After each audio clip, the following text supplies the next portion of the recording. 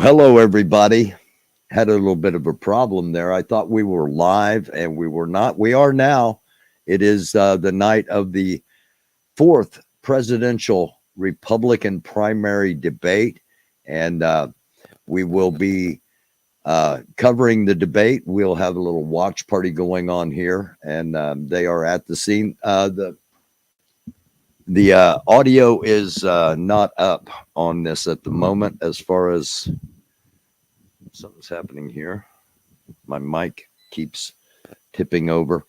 Um, but we'll have audio from the site.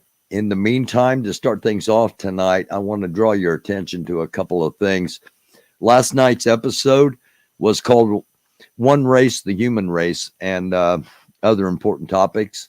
It's under 40 minutes long. If you haven't seen it, consider giving that a watch. There's some a lot of interesting information, a lot of, as we like to do on here, a lot of things to think about. And also, I want to draw your attention to the show on Monday night, not only last night's show, but also Monday night's show, the Smart People Show. Too much to list. Chris joins us at 9 p.m. On this episode, and it's a very good episode. Again, if you haven't seen that, please consider going back and giving that a watch. Now, we've got about 20 minutes until the debate starts, and I want to share some things here. We're going to do the X scroll, the Twitter bookmark scroll, and we are going to start out with the fact that tomorrow is Pearl Harbor Day, December 7th, 1941. The United States was suddenly and maliciously attacked by the Empire of Japan. That is how it was described at that time. And what we're seeing here is the monument over the USS Arizona, one of the battleships of the naval fleet at that time, and was destroyed, and still is on the bottom. And when I was over there as a young boy, I don't know, just a different feeling on that memorial and in that area. And the ship itself is still leaking fuel oil all of these years later. Now, if you happen to be watching and you don't know what Pearl Harbor was about, tomorrow is Pearl Harbor Day. The History Channel, a lot of Pearl Harbor stuff, programming wise, tomorrow on regular TVs, and or you can just Google Pearl Harbor and learn if you don't already know what that was about. Okay, are we? Let me see. Am I on? No. Let me go to my bookmarks real quick while I'm still on here. Sorry about the editing process here, but there we go. All right. Liz Cheney says, I think the lessons we've seen over the last couple of years in this group of elected Republicans can't be counted on to defend the Constitution. So Liz Cheney is saying the current elected Republicans in the House and in the Senate cannot be counted on to defend the Constitution, and it's a very sad thing for her to say. Kevin McCarthy has announced he will no longer be a member of Congress at the end of the year. Patrick McHenry, the little guy with the bow tie, that was the Speaker pro tem. I don't think he's made it public yet, but don't be surprised if you hear he's not going to be back. Don't be surprised if you hear a lot of these Republican Congress people taking their pensions and moving on because they do not want to be held accountable for Trump. And if Trump is held accountable, they will be held accountable. Speaking of Trump, Donald Trump said, quote, I often say Al Capone was one of the greatest of all time. He got indicted once. I got indicted 4 times. I don't know if he's saying this to try to You know, if he thinks that makes him greater than Al Capone or a greater criminal than Al Capone or what. But, you know, it's something to think about. This is too. Kash Patel says that he will be Trump's CIA director and he will lead, quote, patriots, unquote, appointed by Trump in an all-out effort to prosecute and jail people in government and the media. Quote, we will find the conspirators in government and the media. Yes, we're going to come after the people in the media. So some definite threats by those who support the former president, who, by the way, will not be in the debate we're going to be covering here in a few short minutes.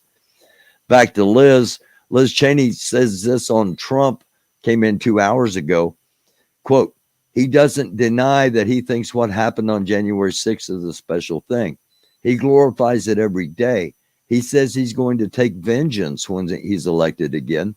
He said even last night, yes, I'm going to be a dictator for a day. Now, we've got that quote coming up for those that haven't seen that. And for those that are poo-pooing that or saying, oh, you know, well, okay, well, what's he going to do in one day? Well, in one day, he's going to pardon himself.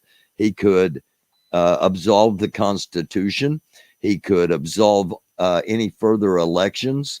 He could absolve Congress. He could absolve the Supreme Court. He could absolve all court. He could do an awful lot if he has patriots there alongside him. Just something to think about. And as I said, Trump says, I will be dictator for a day. Than day one. We love this guy. He says, you're not going to be a dictator, are you? I said, no, other than day one. That's all it'll take. He's not lying to you. You know, he's not lying to the American public. He will be a dictator for one day. And then he won't abuse power. He's telling you the truth because after one day, he will be the power. And in his mind, he's not going to be able to abuse that because he won't have anything to challenge him. That's a scary proposition for a democracy, but there will be those that laugh at this and poo-poo it and say, oh, don't be one of those people. Be somebody that's going to make sure this does not ever happen. 3 killed, including a suspect in a shooting on the University of Nevada, Las Vegas campus, UNLV. The shooter, it said 3 killed, including the suspect. So 2 other people have perished. Others are in the hospital, and this came in an hour ago. This is obviously ongoing news. Senior Biden administration officials agree that striking Houthis is the wrong course of action, even though some military officers have proposed more forceful responses. There hasn't been any response, let alone forceful responses. I've asked Chris, those that don't know, Chris is on here Monday, Wednesday, and Fridays, normally at 9 p.m. We do a World Sit Rep. It's the Smart People Show. And I've asked Chris, you know, if it comes time, will Biden drop the hammer? And we are getting attacked more often. Shipping's getting attacked. And it's just going to embolden those that we do not stop, in my opinion. And again, this, you know, not telling you what to think or how to think, just I will tell you another thing to think about. Biden and Trump, both. Biden said yesterday, the only, you know, if Trump wasn't running, I probably wouldn't be running.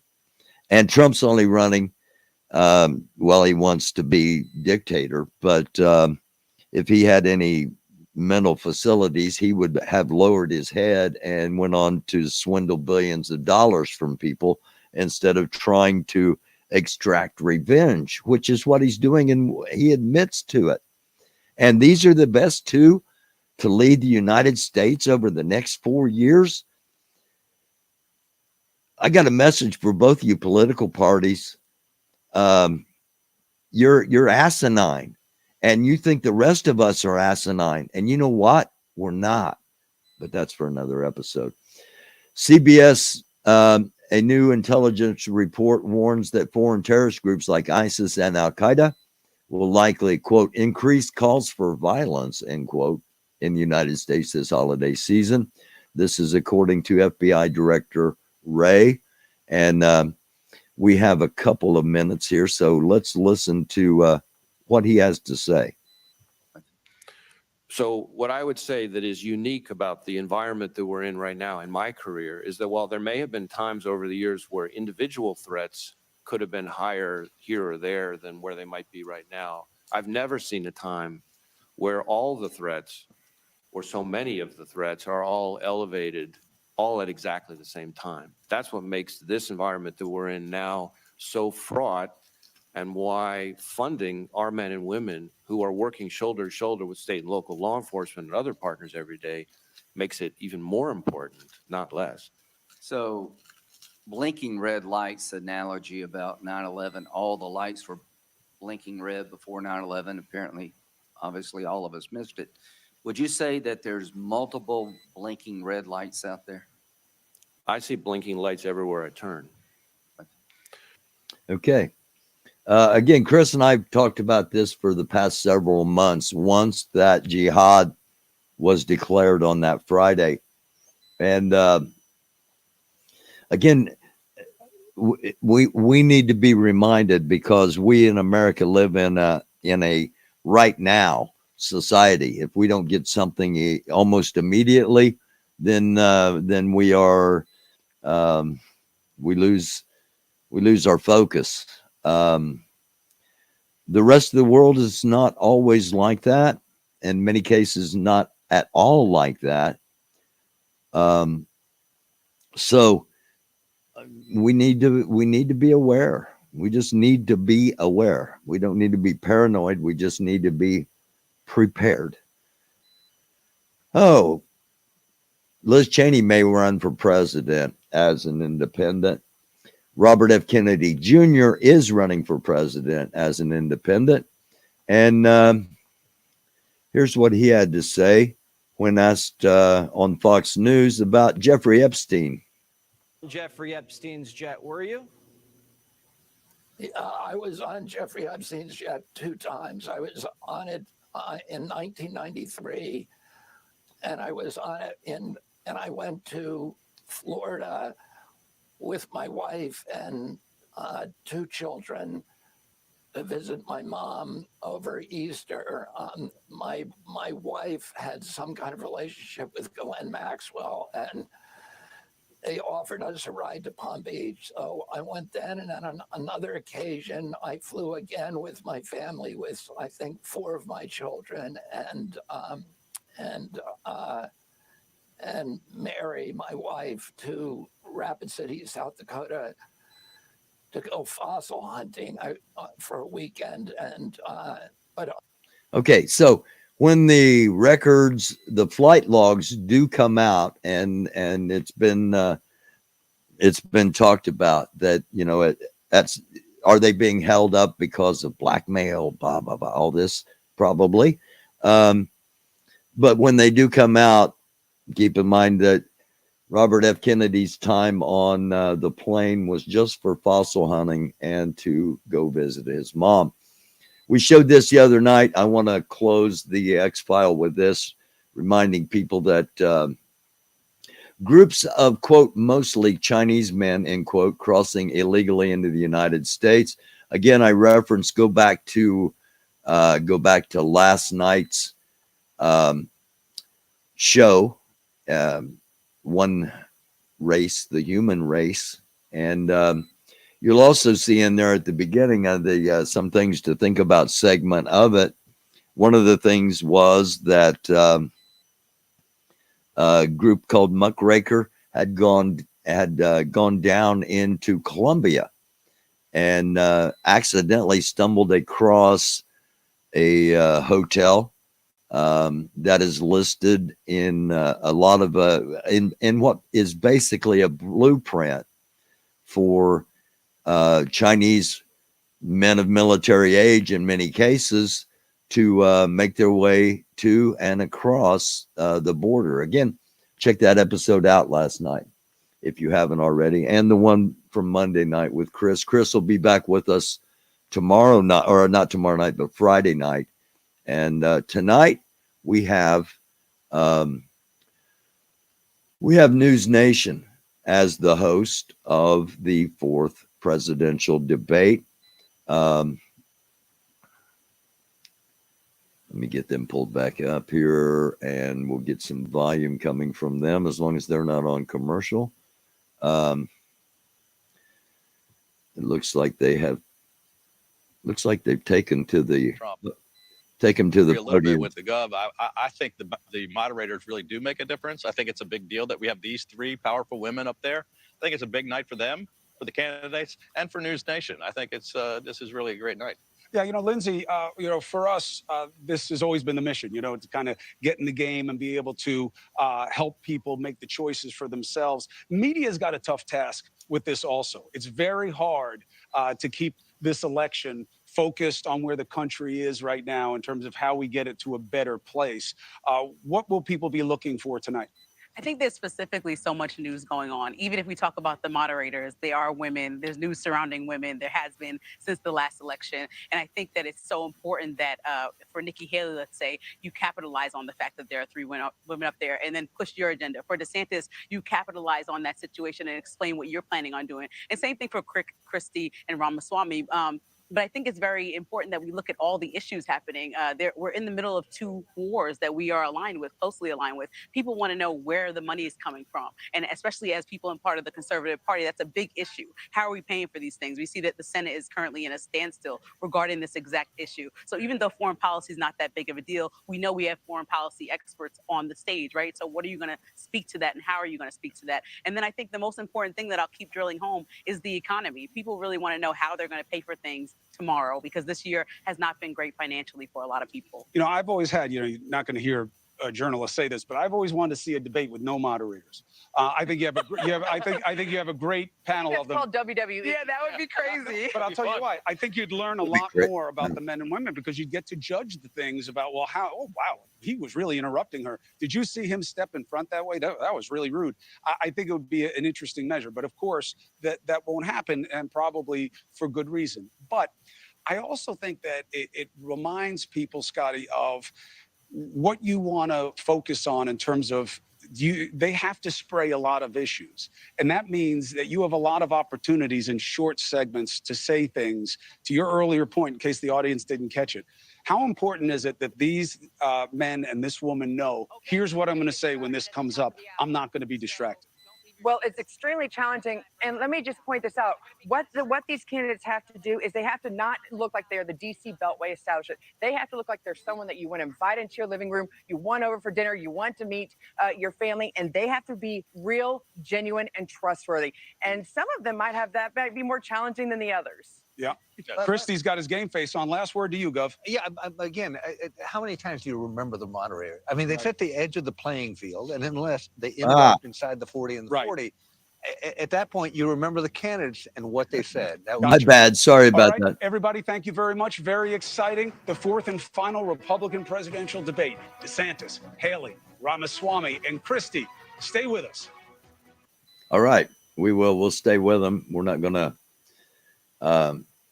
show the commercials at the moment, but we will.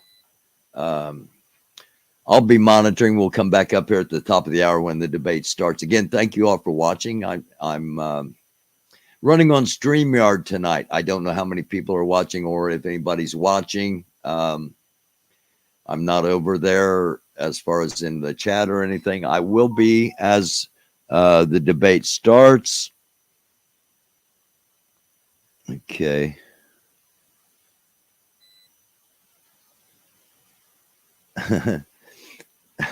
Thank you very much. You know who you are and you know what you did. Again, we'll get back to the the debate scene in Tuscaloosa, Alabama. It's on the News Nation, and we'll be doing the entire watch party here. I think it will go to 10 o'clock, and we'll have a little bit of discussion afterwards. I'm going to be munching on some Smarties and a Tootsie Pop. As the evening goes along, I will be muting my microphone if I remember to do so when I am doing that. Actually, just let me hop over here. We got a couple of minutes. Let me get over to the StreamYard and see if I got the chat. Yes, I have the chat up. Yes, Lori Arnold, I miss you being here behind the scenes chats during the debate as well. Hello, Nancy. Hello, Pink Flamingo. Pat Tolliver, how are you? Thank you for clicking on.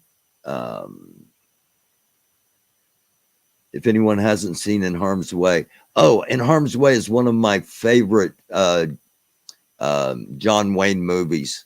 It's actually, you could say a John Wayne. John Wayne's in it, but Kirk Douglas. Kirk Douglas is in it, and well, there's a ton of stars in it, but it's a good story.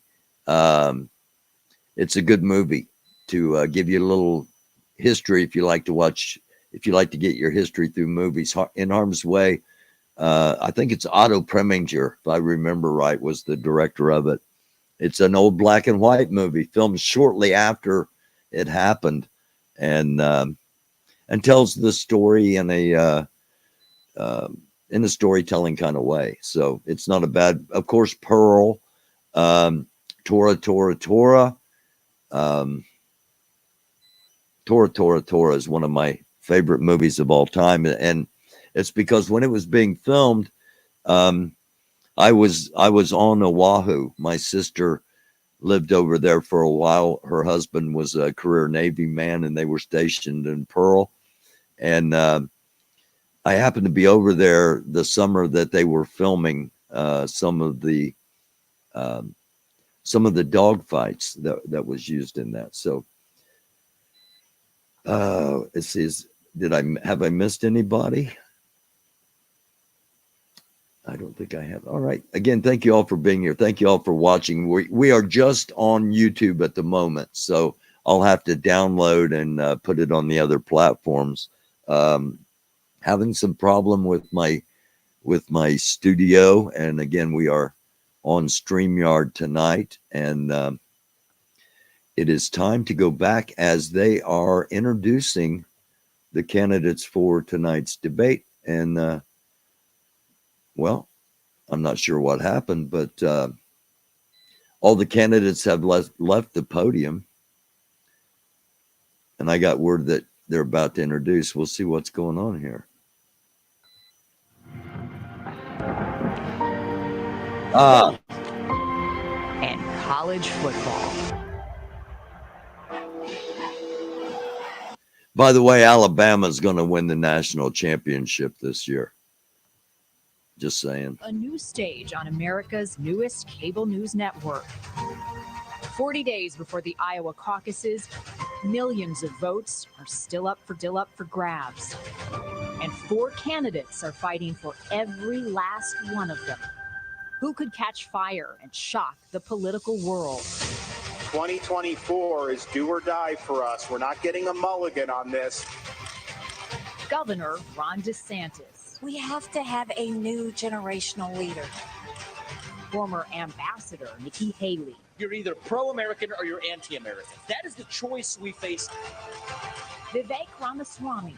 We deserve better character in the White House. Former Governor Chris Christie. Live on News Nation, news for all America. The lights are on. The field is set. It's game day in Alabama. And who knows what the tide will roll in.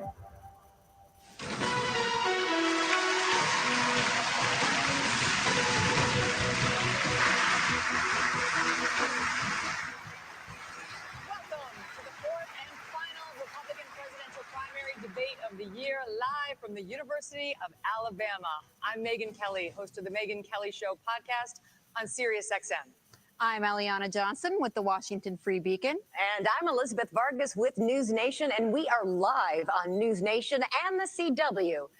It is make or break time for the candidates on this stage right now, with the primary starting just weeks away. And we have a lot to cover over the next 2 hours. So let's begin with tonight's rules. Candidates will have 90 seconds to answer questions, 60 seconds to give a rebuttal at the moderator's discretion. You will all see the timing lights that will indicate when time is up and it's time to stop talking. And the time we have is critical over the next 2 hours, so we ask the audience to please keep your applause to a minimum. All right, with that, let's get started. On stage tonight, 4 candidates, all vying to become their party's nominee. And given the state of affairs in our political system right now, one of you might very well do it. Even many Democrats now admit that President Biden is a weak candidate. Just as many Republicans acknowledge that former President Donald Trump's multiple legal troubles could imperil his quest for a second term, all of which means one of you could wind up the leader of the free world. Having said that, Mr. Trump is nearly 50 points ahead of all of you in the national polls, 29 points ahead in Iowa, where the GOP caucuses are less than 6 weeks away. And so as Republicans get ready to vote on whether any of you might be preferable to Mr. Trump, we begin with the question of electability. Governor DeSantis, your campaign and its super PAC have spent the most money, had the most high net worth donors, and had a wave of momentum coming into this race after your big re-election win in Florida. You were seen by many as the candidate most likely to consolidate the non-Trump field. But here we are, a month out from the first real votes, and you haven't managed to do it. In fact, Nikki Haley is beating you in New Hampshire and South Carolina now, and closing in on you in Iowa, not to mention Trump, who is not only dominating in the early states, but is beating you in Florida by over 30 points. Is it fair to say, as Senator Tim Scott did when he dropped out, that voters are telling you, not no, but not now? So we have a great idea in America that the voters actually make these decisions, not pundits or pollsters. I'm sick of hearing about these polls because I remember those polls in November of 2022. They said there was going to be a big red wave. It was going to be monumental, and that crashed and burned. The one place it didn't crash and burn was in the state of Florida. They weren't predicting that I would win the way I did, and I won the greatest Republican victory in the history of the state of Florida. I'm looking forward to Iowa and New Hampshire. The voters are going to be able to speak, and we're going to earn this nomination. And here's what we need. I am sick of Republicans who are not willing to stand up and fight back against what the left is doing to this country. You've got to be willing to stand strong, and you've got to be willing to beat these people. I'm the only one running for president that has beaten these people on issue after issue. We beat the teachers' unions when we did school choice. We beat Fauci on COVID. We beat George Soros when we removed 2 of his radical district attorneys. We beat the Democrats on election integrity. I have delivered results. That's what we need for this country. And you have other candidates up here like Nikki Haley. She caves anytime the left comes after her, anytime the media comes after her. I did a bill in Florida to stop the gender mutilation of minors. It's child abuse and it's wrong. She opposes that bill. She thinks it's fine and the law shouldn't get involved with it. If you're not willing to stand up for the kids, if you're not willing to stand up and say that it is wrong to mutilate these kids, then you're not going to fight for the people back home. I will fight for you and I will win for you. Sounds desperate. Sorry, he sounds desperate. He's already attacking Nikki. You left government service in 2018 with just $100,000 in the bank. 5 years later, you're reportedly worth $8 million. Lucrative corporate speeches and board memberships like you had with Boeing. Weeks ago, you met with Wall Street heavyweights, including leaders from JP Morgan, Goldman Sachs, and BlackRock. Several other billionaire investors are reportedly ready to endorse you, or recently have, all of which comes with expectations. Aren't you too tight with the banks and the billionaires to win over the GOP's working class base, which mostly wants to break the system, not elect someone beholden to it? Well, thank you. It's great to be here. First I'll tell you, just to respond to Ron, he continues to lie about my record. I actually said his Don't Say Gay bill didn't go far enough because it only talked about gender until the 3rd grade. And I said it shouldn't be done at all, that's for parents to talk about. It shouldn't be talked about with schools. In reference to donors coming on board, look, we will take support from anybody we can take support from, but I have been a conservative fighter all my life. I was a Tea Party candidate when I became governor. We opposed every single corporate bailout we possibly could. We passed tort reform. We passed one of the toughest illegal immigration laws in the country. We passed pro-life bills. We moved in unemployment from 11% to 3%. We took on the unions and we took on Obama when it came to the unions, the Syrian refugees, and everything in between. And so I've had a fight. And so as much as Ron says that, that's not true. But when it comes to these corporate people that want to suddenly support us, we'll take it.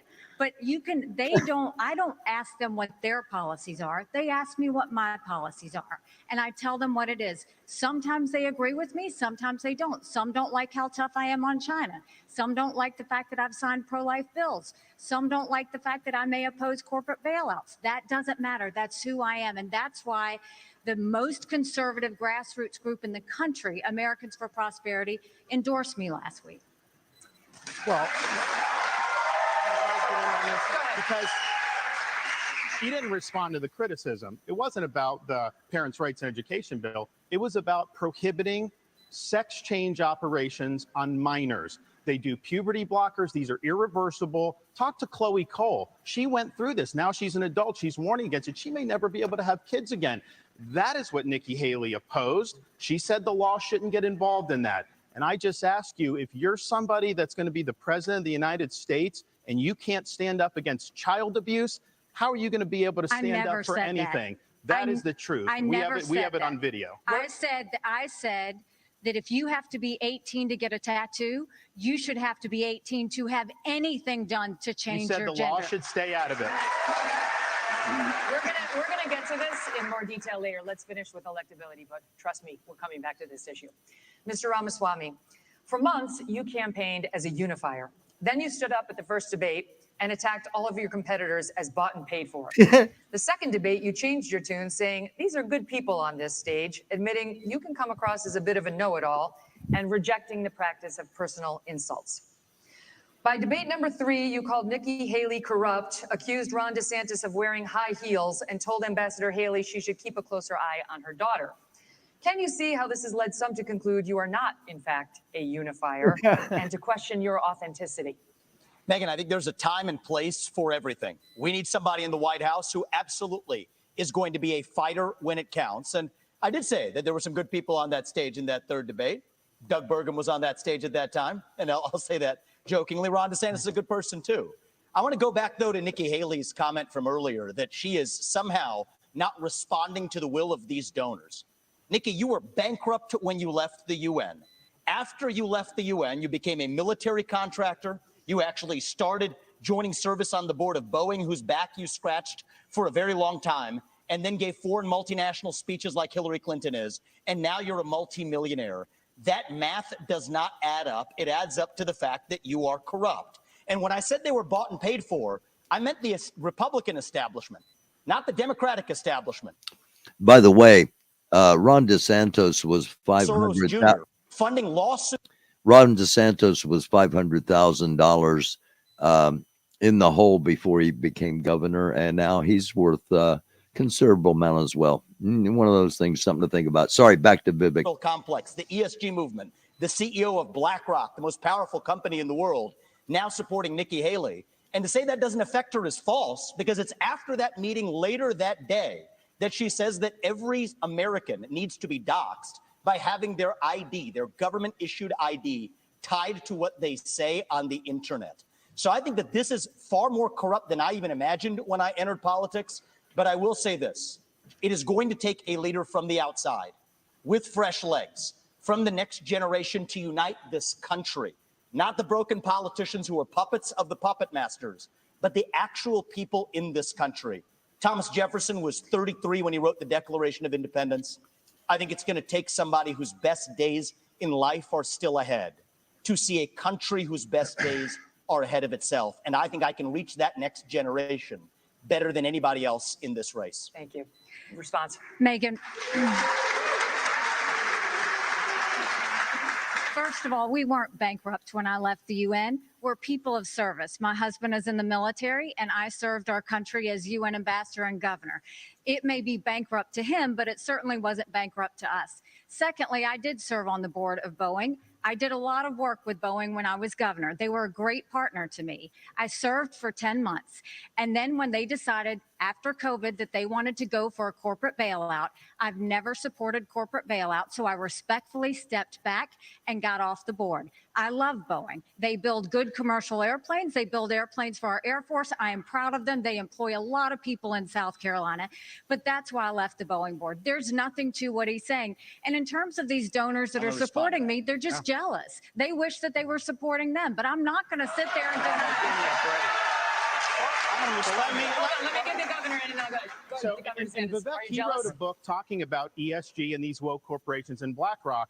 The idea that I want to do that in Florida, they were managing our part of our pension. And then when they did the ESG, I took $2 billion away from BlackRock. We took action. This ESG, they call it environment, social governance. And again, Nikki is meeting with all these people. They want to use economic power to impose a left-wing agenda on this country. They want basically to change society without having to go through the constitutional process. We've kneecapped it in the state of Florida. The next president of the United States needs to be able to go to that office on day one and end ESG. And the fact of the matter is, we know from her history, Nikki will cave to those big donors when it counts. And that is not acceptable. I did write that book, Ron, and the irony is Nikki Haley was heaping praise on me when I wrote that book, but now I worry. I was warning about the woke industrial complex in this country as a warning.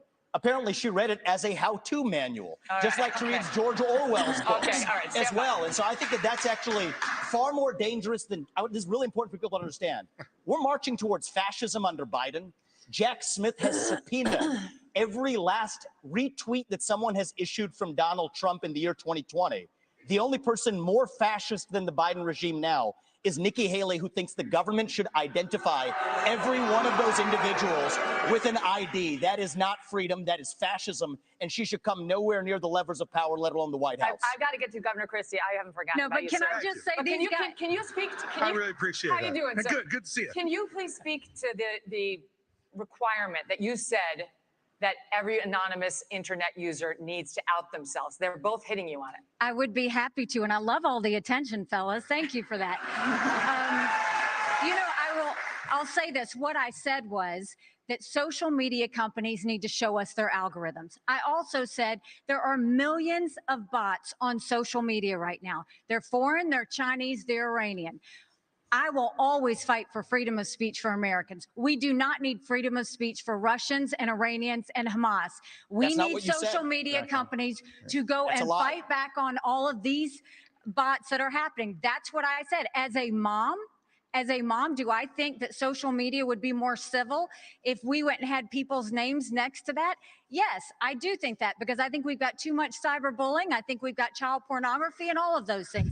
But having said that, I never said government should go and require anyone's name. False. She said, I want your name. She as president of the absolutely said United it. States, her first day in office, she said, one of the first things I'm going to do. I said we were going to get the millions of bots. She wants That's what she government said. ID to dox every American. That's what she said. You can roll the tape. She said, I want your name. And that was going to be one of the first things she did in office. And then she got real serious blowback, and understandably so, because it'd be a massive expansion of government. We have anonymous speech. The Federalist Papers were written with anonymous writers. Jay, Madison, and Hamilton, they went under Publius. It's something that's important, and especially given how conservatives have been attacked and they've lost jobs and they've been canceled. You know the regime would use that to weaponize that against our own people. It was a bad idea, and she should own up to it. Come on now, what's he doing here? 15 seconds, and then there is the governor, former governor of New Jersey. This cracks me up because Ron is so hypocritical, because he actually went and tried to push a law that would stop anonymous people from talking to the press, and went so far to say bloggers should have to register with the state if they're going to write about elected officials. It was in the, check your newspaper. It was absolutely there. I have never said government should trample on your constitutional rights. You can come back to it later. This is more dangerous than the Democrats. This section's over. Okay. Governor Christie. Really? Just that. I'm usually not somebody who gets missed, but okay, let's go. What's happening? Okay, I got you. Listen, you endorsed Donald Trump in 2016 and 2020. You gave him an A for his first term. Since then, however, you've turned on him, calling him a liar, a loser, a con man, and someone who cannot win. You've even said that you got into this race just to stop President Trump. His approval rating with Republicans is currently at 81%. Yours is at 25. Your best state is New Hampshire, and even there, 2/3 of GOP voters say they would be angry and disappointed if you won. Respectfully, Governor, you have not stopped Mr. Trump, and voters may wonder how you could possibly become the nominee of a party that does not appear to like you very much. Yeah. Well, look, Megan, it's often very difficult to be the only person on the stage who's telling the truth, and the only person who is taking on what needs to be taken on. I look at my watch now. We're 17 minutes into this debate, and except for your little speech in the beginning, we've had these three acting as if the race is between the four of us. The fifth guy, who doesn't have the guts to show up and stand here, he's the one who, as you just put it, is way ahead in the polls. And yet I've got these three guys who are all seemingly to compete with, Voldemort, he who shall not be named.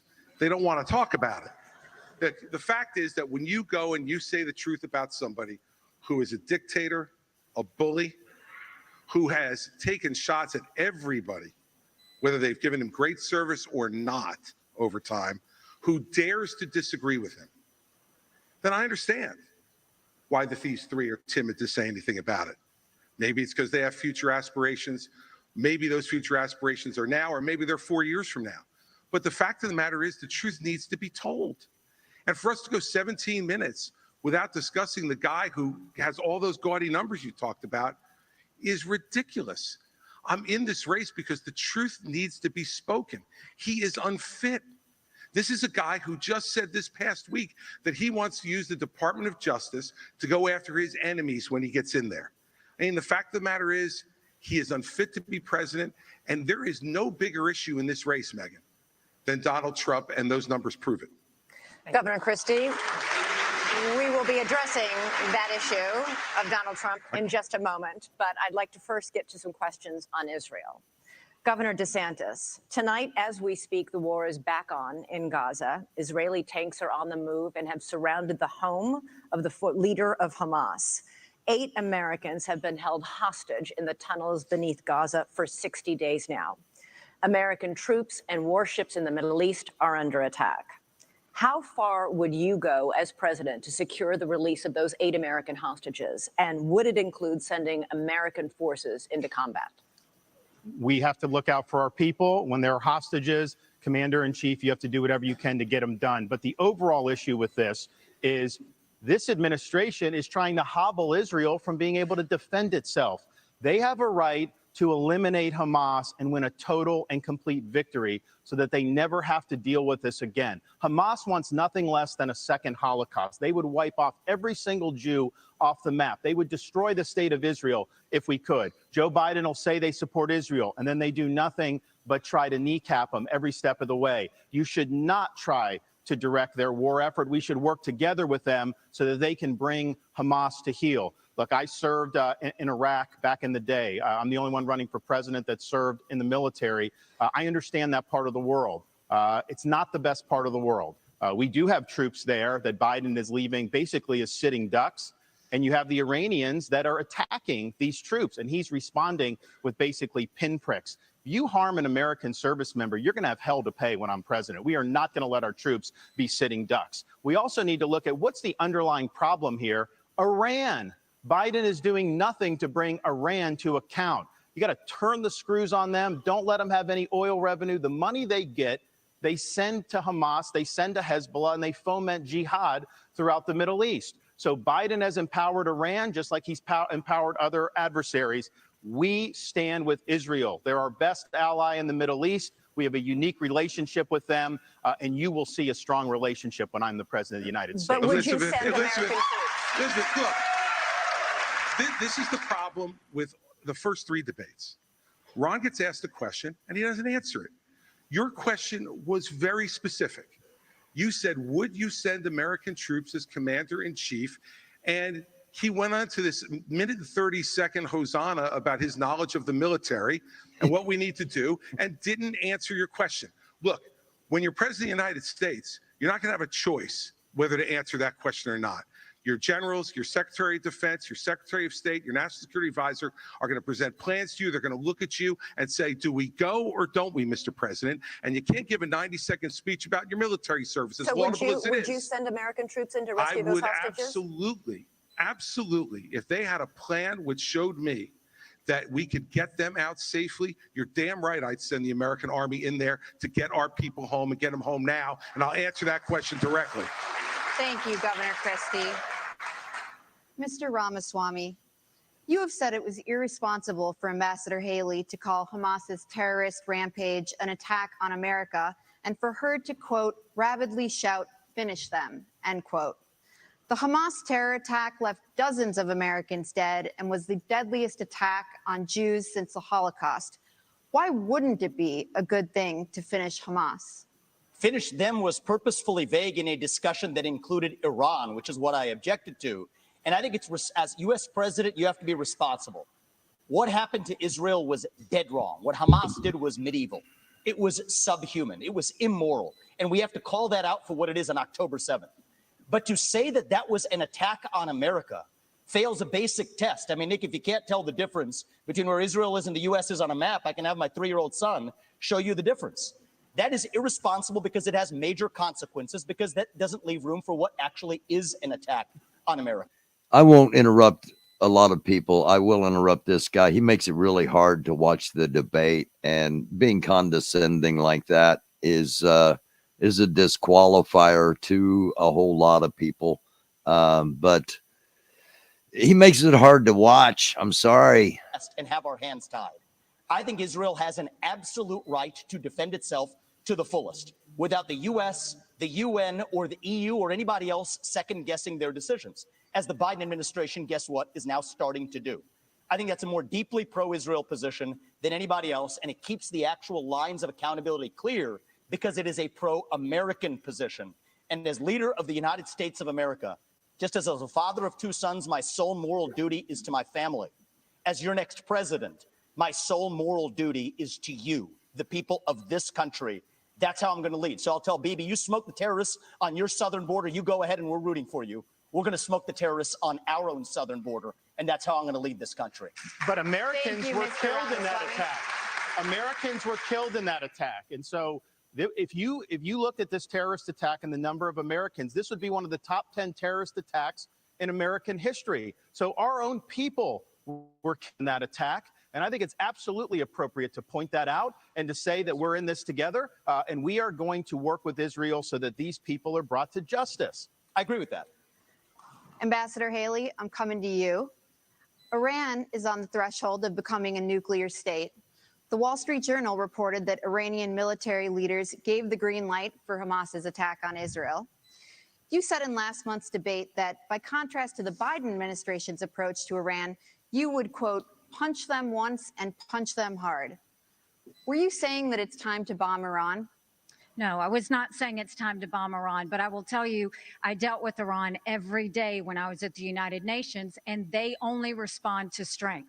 What they don't respond to is when you weaken the sanctions like they did on Iran that allowed China to send them billions to fill their proxies. What they don't respond to is when you give $6 billion for 5 hostages. That only makes them want more hostages. What they don't respond to is when they do 140 strikes on our men and women in Syria and Iraq, and we do nothing but just some small shots back. You've got to punch them. You've got to punch them hard and let them know that. That's the only way they're going to respond. So the way you do that is you go after their infrastructure in Syria and Iraq where they're hitting our soldiers. That's what you do. And then that's when they'll back off. The problem is you have to see that all of these are related. If you look at the fact Russia was losing that war with Ukraine. Putin had hit rock bottom. They had raised the draft age to 65. He was getting drones and missiles, drones from Iran, missiles from North Korea. And so what happened? When he hit rock bottom, all of a sudden, his other friend, Iran, Hamas goes and invades Israel and butchers those people on Putin's birthday. There is no one happier right now than Putin because all of the attention America had on Ukraine suddenly went to Israel. And that's what they were hoping is going to happen. We need to make sure that we have full clarity that there is a reason, again, that Taiwanese want to help Ukrainians because they know if Ukraine wins, China won't invade Taiwan. There's a reason the Ukrainians want to help Israelis because they know that if Iran wins, Russia wins. These are all connected. But what wins all of that is a strong America, not a weak America. And that's what Joe Biden's given us. I want to say one thing about the tie to Ukraine, if I may. So foreign policy experience is not the same as foreign policy wisdom. I want everybody at home to know that I was the first person to say we need a reasonable peace deal in Ukraine. Now a lot of the neocons are quietly coming along to that position, with the exceptions of Nikki Haley and Joe Biden, who still support this, what I believe is pointless war in Ukraine. And I think those with foreign policy experience, one thing that Joe Biden and Nikki Haley have in common is that neither of them could even state for you 3 provinces in eastern Ukraine that they want to send our troops to actually fight for. Look at that. This is what I want people to understand. These people have, I mean, she has no idea what the hell the names of those provinces are, but she wants to send our sons and daughters and our troops and our military equipment to go fight it. So reject this myth that they've been selling you, that somebody had a cup of coffee stint at the UN and then makes $8 million after, has real foreign policy experience. It takes an outsider to see this through. Look at the blank expression. She doesn't know the names of the provinces that she wants to actually fight for. And there's a puppet masters right there. The donors right there that are playing about the puppet masters. Enough. Let me just say something here. You know, his reasonable peace deal in Ukraine, he made it clear. Give them all the land they've already stolen. Promise Putin you'll never put Ukraine in Russia, and then trust Putin not to have a relationship with China. Let me tell you something. That's no That's reasonable. not my deal. That's not my deal, yes, Chris. it's exactly what I'll you said. describe You my do deal this to at you. every debate. I'll tell you you exactly say, what it no, is. don't I'll interrupt tell me. you I what the didn't deal interrupt you. Okay? You Tell say them this. about how you You want to do send our this. kids to die. You Go do for this it. at every debate. You go out on the stump and you say something. All of us see it on video. We confront you on the debate stage. You say you didn't say it, and then you back away. And I want to I'll say tell you one. exactly No, what I said, Chris. I'm not done yet. Well, this Now is look. this is and here's nonsense. something. This man is spewing. This man is spewing nonsense. Let me tell you something. This is the fourth debate. The fourth debate that you would be voted in the first 20 minutes as the most obnoxious blowhard in America. So shut up for a while. I'm going to respond to that. I want to say your something. version of We're no, going to I let you want to respond say, to that. We're going to let you respond to that. Let him finish. I want to say something else. We're now 25 minutes into this debate. This is his last He has his insulted last stand. Nikki Haley's basic intelligence, not her positions, her basic intelligence. She doesn't know regions. She wouldn't be able to find something on a map that his 3-year-old could find. Look, if you want to disagree on issues, that's fine. And Nikki and I disagree on some issues. But I'll tell you this, I've known her for 12 years, which is longer than he's even started to vote in a Republican primary. And while we disagree about some issues and we disagree about who should be president of the United States, what we don't disagree on is this is a smart, accomplished woman. You should stop insulting So her. I'm going to take this. I'm going to take several times over. So first of all, I think we just learned something from Chris Christie. We learned 3 things. We learned 3 things right there. First of all, Chris Christie also doesn't know what provinces in eastern Ukraine he actually wants us to fight for. Chris, your version of foreign policy experience was closing a bridge from New Jersey to New York. Yeah. So do everybody a favor, just walk yourself off that stage, enjoy a nice meal, and get the hell out of this Yeah, race. let me tell you. When it comes to Nikki, I think if you're going to actually send your sons and daughters to go While die you in somebody weren't else's voting- war, while you better, weren't excuse voting- me, Chris, I'm speaking, and I'm not done yet. I haven't you had heard your a chance, time when you aren't and we're going to be speaking. done. So listen up to this, is if these people want to send your sons and daughters to go die in Ukraine, they've been arguing for it for a year. $200 billion of our taxpayer money sent over. Neither of them could even name for you the provinces that they actually want to protect. And this is the people who have been touting their so-called foreign policy experience. It is intellectual fraud. These people are lying to you, the same people who told you about weapons and mass destruction in Iraq to justify that invasion, didn't know the first thing about it, yet they sent thousands of our sons and daughters to go die. The same people who told you the same in Afghanistan, where the Taliban is still in charge 20 years later. $7 trillion of our national debt due to these toxic neocons. You can put lipstick on a Dick Cheney. It is still a fascist neocon. Thank and you, you Mr. gotta see that Ramaswamy. today. Thank you, It's Mr. Dick Cheney Ramaswamy. all over again in this party. Thank you, Mr. Ramaswamy. 15 seconds. Name the provinces. Neither of you could even name the first thing about Eastern countries. I think we've had enough of this. And Crimea. Let me just. It's actually Crimea is the wrong answer. The floor is Christie's. All right. Let me just say this. You know, this is the kind of thing where he talks about experience. You know, I was the U.S. attorney in New Jersey when the terrorist attacks were launched against the United States in 2001. I brought the first two cases in this country against terrorists who tried to attack us again. And I know about the threat of terrorism and bullying in this country and around the world. And at that time, he was learning about the provinces in Ukraine, sitting with his smart-ass mouth at Harvard. That's what was going on. And so the fact of the matter is, and back then he was a Democrat. So, you know, the fact is that all he knows how to do. Well, you're busy hugging all Barack he knows Obama how getting to him elected. do. Thank you. All he knows how to do is insult good people who have committed their lives to public service and not say anything that moves the ball down the field for the United States. All right. Thank you, Governor Christie. We are going to take a quick break, cool things down a little bit. When we come back, we're going to tackle issues on the southern border. We'll be back in a few minutes. All right. They will be back in just a few minutes. We will monitor here. I will pop over here into the chat. Looks like Lori Arnold's the only one in the chat at the moment. Yeah. Yes. Little Trump up there. Yeah, he's trying to I don't know. I just find it incredibly hard to listen to the guy, Ramaswamy. He just, he's very off-putting. And if he wasn't doing this with all of his own money, I mean, this is basically a vanity campaign now. You know, this is,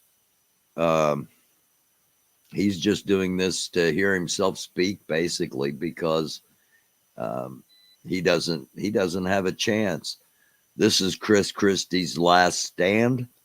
This will probably be the last debate before the Iowa caucuses and the New Hampshire primary.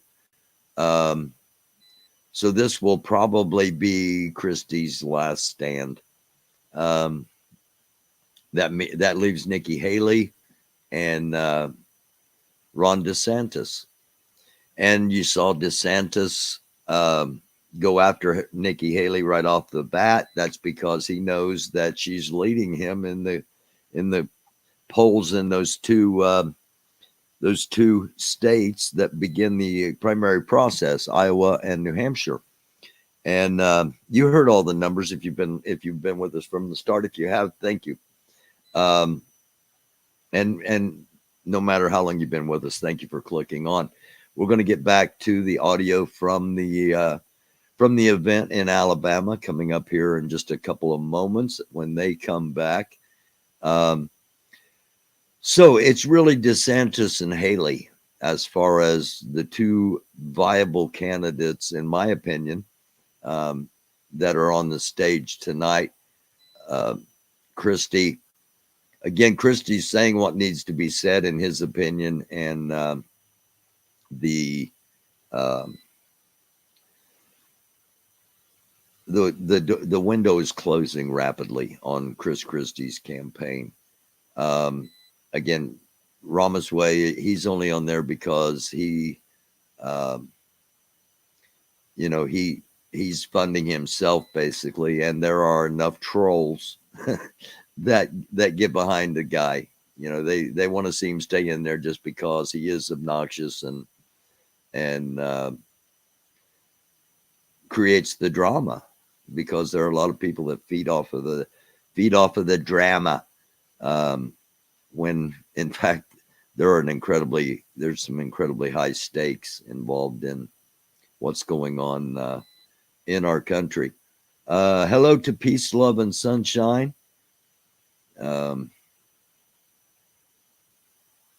Sorry, I was checking something else out here to make sure we aren't missing anything.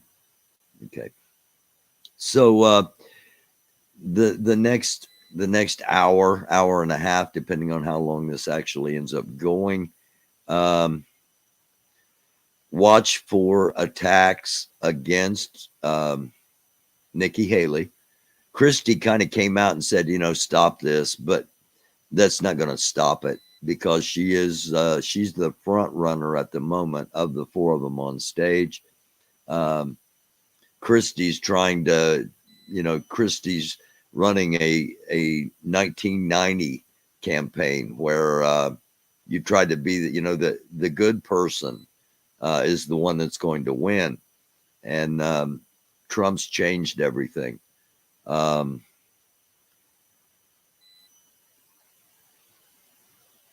waiting, holding my breath here to see if they're going to come back on, or we've got another commercial coming. All right, they're coming back.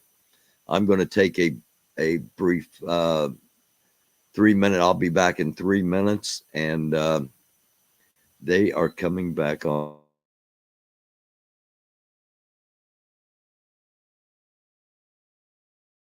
Voters right now, both the issue of migrants crossing illegally into our country and the separate issue of fentanyl being smuggled in mostly through legal ports of entry.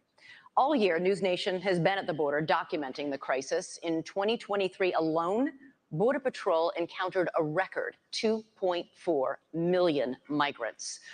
All four of you have talked tough. The question now is, how realistic is the talk? So, Governor DeSantis, I'd like to start with you.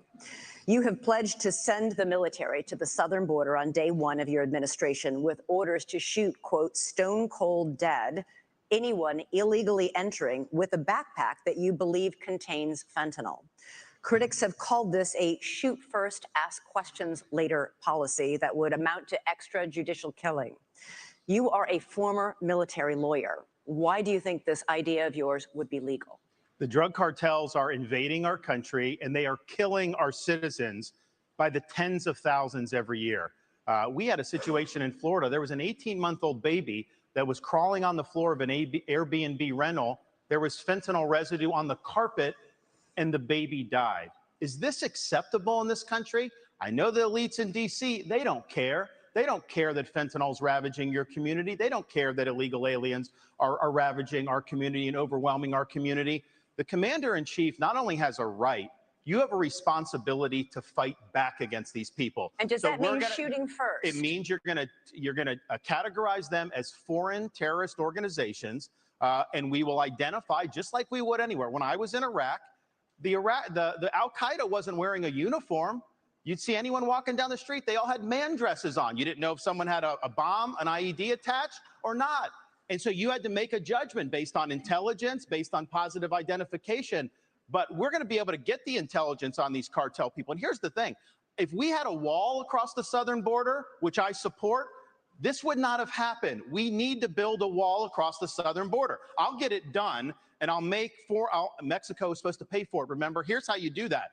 I'm going to have fees on remittances from foreign workers. When they send the money back to foreign countries, we're going to tax it, and we're going to build a wall with that. So yes, you should have had that, but we don't have it. I'm going to build it, but we have to lean in on this problem. I am not going to sit there and allow mothers to lose more kids because of fentanyl overdose. I am not going to sit there and let sex trafficking go unabated or human trafficking go unabated. There's going to be a new sheriff in town, and these drug cartels better buckle up.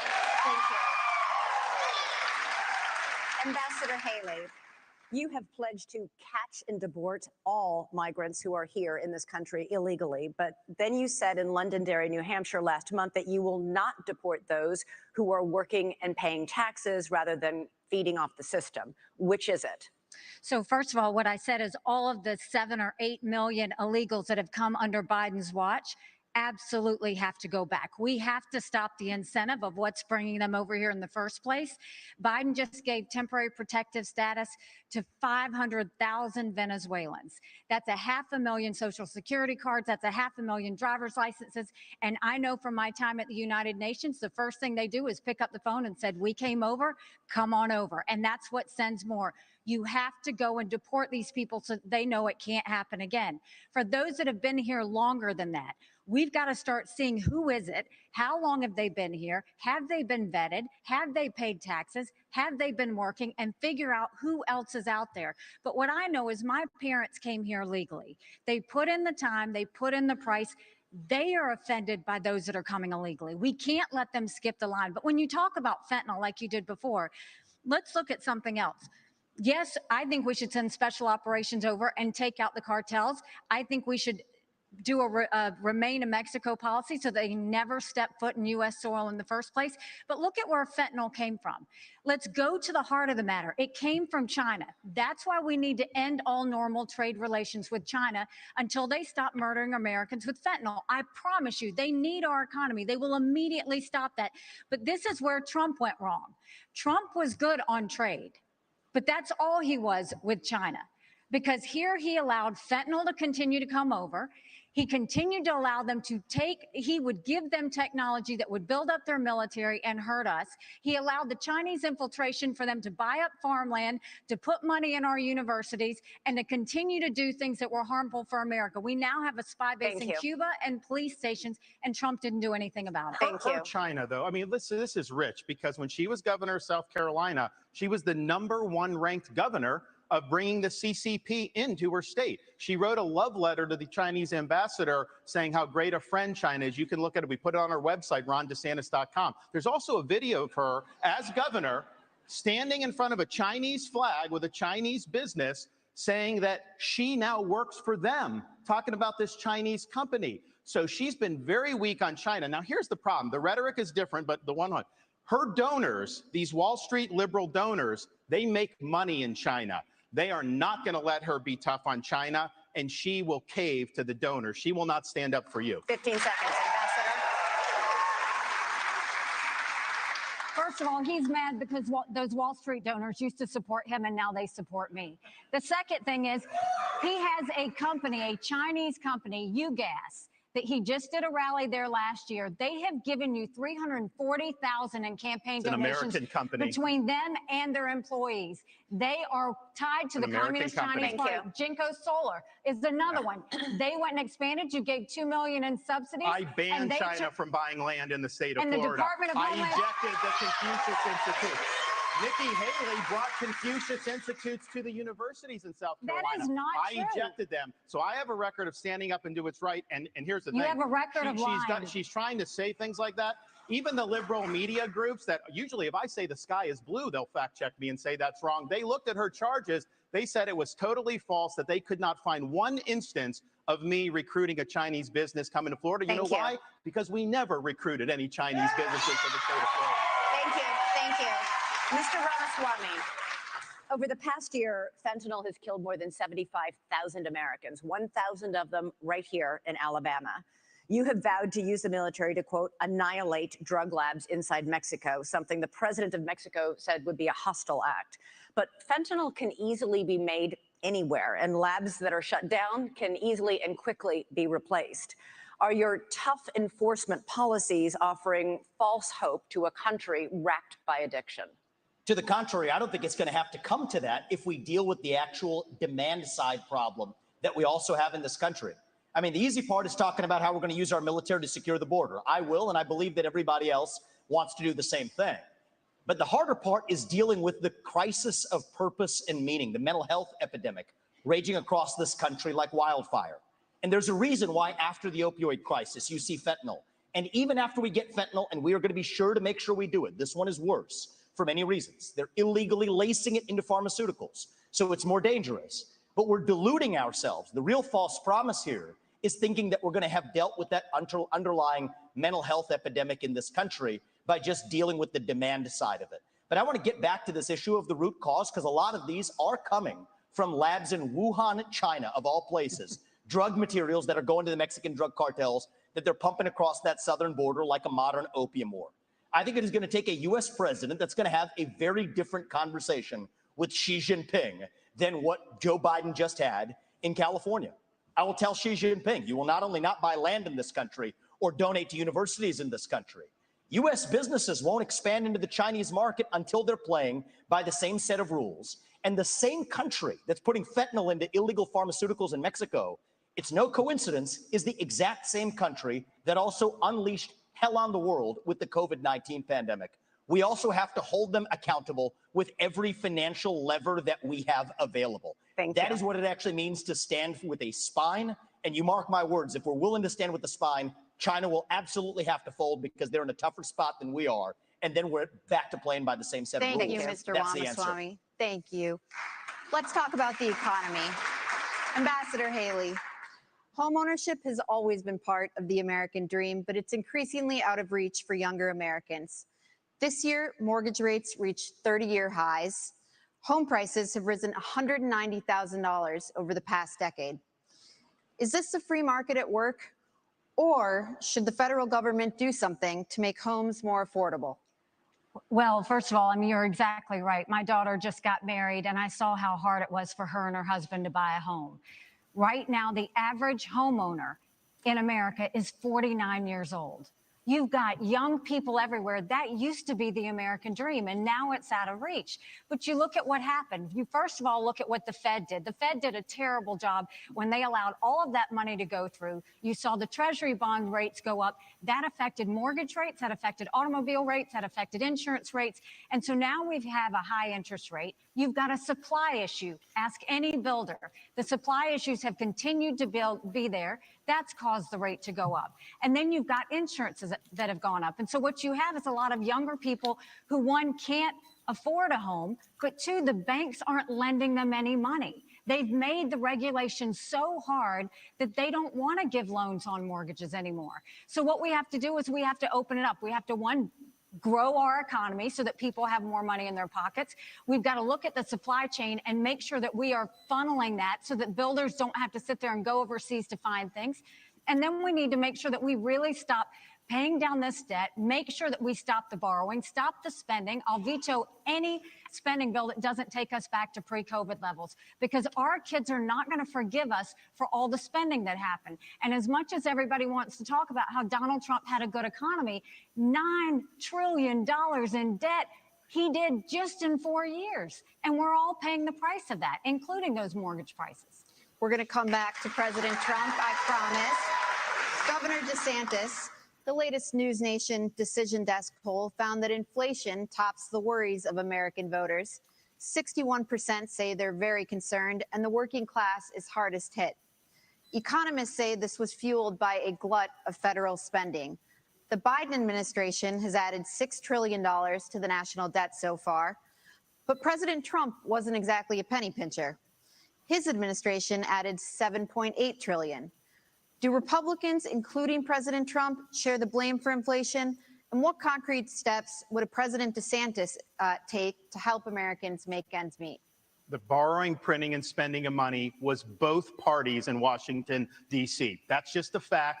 These Republicans in Washington have spent. It's driven your prices higher, and it's driven your interest rates to the point where you can't afford. I met a young fella in Iowa. He had graduated college a couple years ago, and he's like, Governor, I don't have a chance. I'm gainfully employed. He's like, I have no chance to afford a home and start a family. That is taking the American dream away from people. So we're going to get the inflation down. We're going to get the interest rates down. We are going to reduce spending, and I will be willing to veto, and I vetoed a lot as governor of Florida, and we'll do that.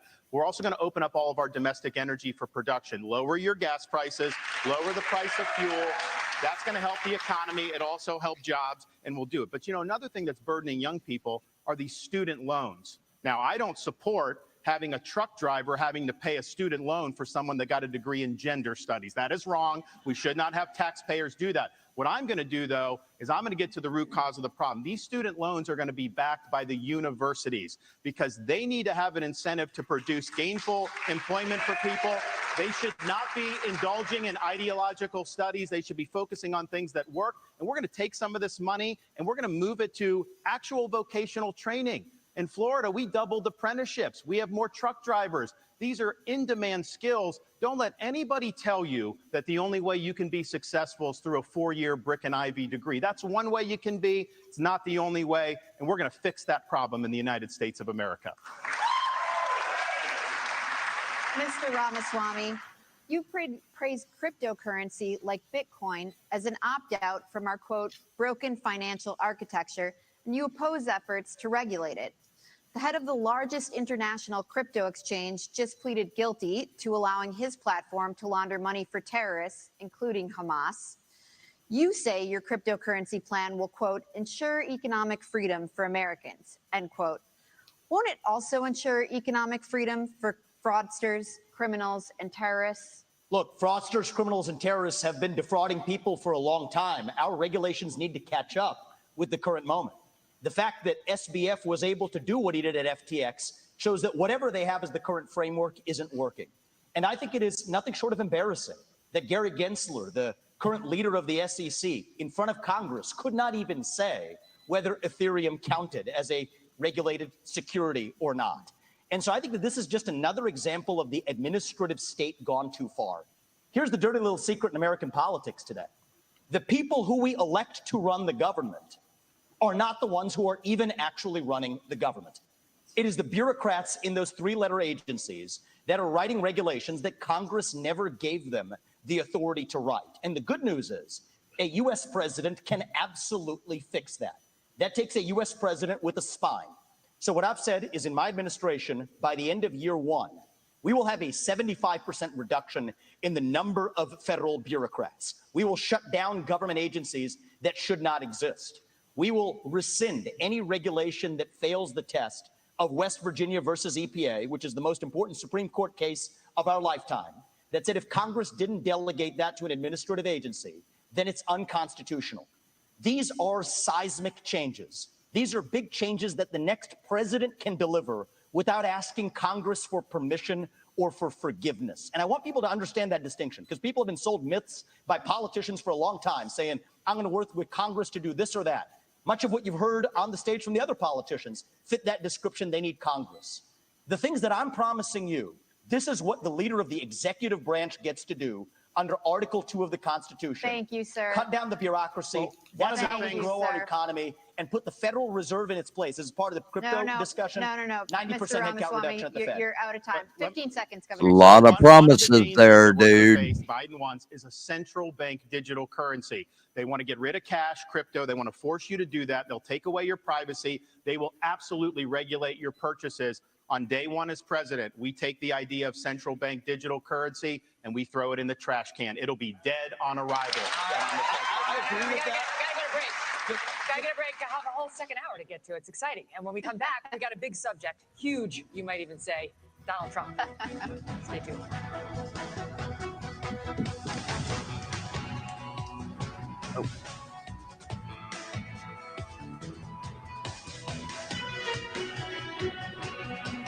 News Nation tomorrow. All right. Robert F. Kennedy Jr. is taking your phone calls live on Cuomo. Okay. And remember, Robert F. Kennedy Jr., when it comes time to time to be responsible for those flight logs that belong to I don't want that up. Stop. There we go. When it comes time to be held accountable to those Jeffrey Epstein flight logs, Robert F. Kennedy was only going fossil hunting and to visit his mom, and had all his kids on board. At this point, other than myself, who wasn't on Jeffrey Epstein's planes? I mean, come on. We'll never know what happened there, simply because too many people have too much to lose. And the truth is not only the first victim in war, but the truth is also a first victim of politics as well. People that are all about holding on to power aren't about aren't at all about truth.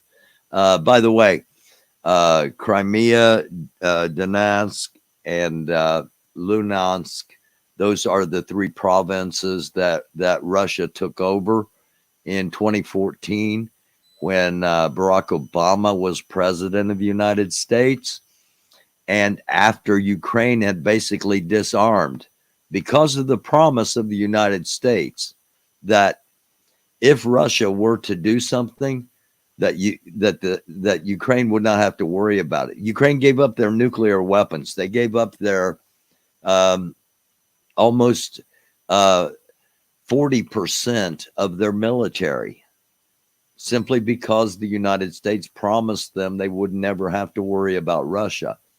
Then in 2014, again, while Obama was president, Russia comes in and takes the three provinces that I just named, and that Christie and Nikki Haley ought to be able to name. I'm not sure why one of them didn't just shut him down, you know, and say it's Crimea, Luhansk and Donetsk, the cities, Kherson. I mean, we've covered this stuff we've covered it for going on 2 years now. So it is interesting. It is informative. I don't know if it's going to be if it's going to have any impact, or if it's going to be totally just ineffectual on the upcoming primary votes.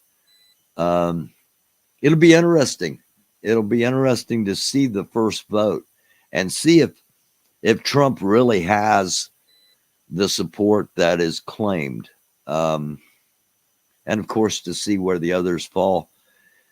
Ramaswamy, he'll be in it, he'll be in it as, until probably one of Christie's New Jersey friends takes him out of it. But he will be in it. And of course, Nikki Haley's going to stay in. I saw somebody mention vice president. I don't know if she would. She probably would, just for power's sake, take the vice presidency. If Trump were the nominee, she would take that position on a ballot. I don't know, or if that is political suicide. The actual votes. When the actual votes start, that's when we start to find out, what the public thinks. And I just hope that the public gives a resounding no to both Trump and Biden. And it's early enough that the two parties can say, whoa, we got to do something, because we're not going down the right path, because you're not. Back to the debate.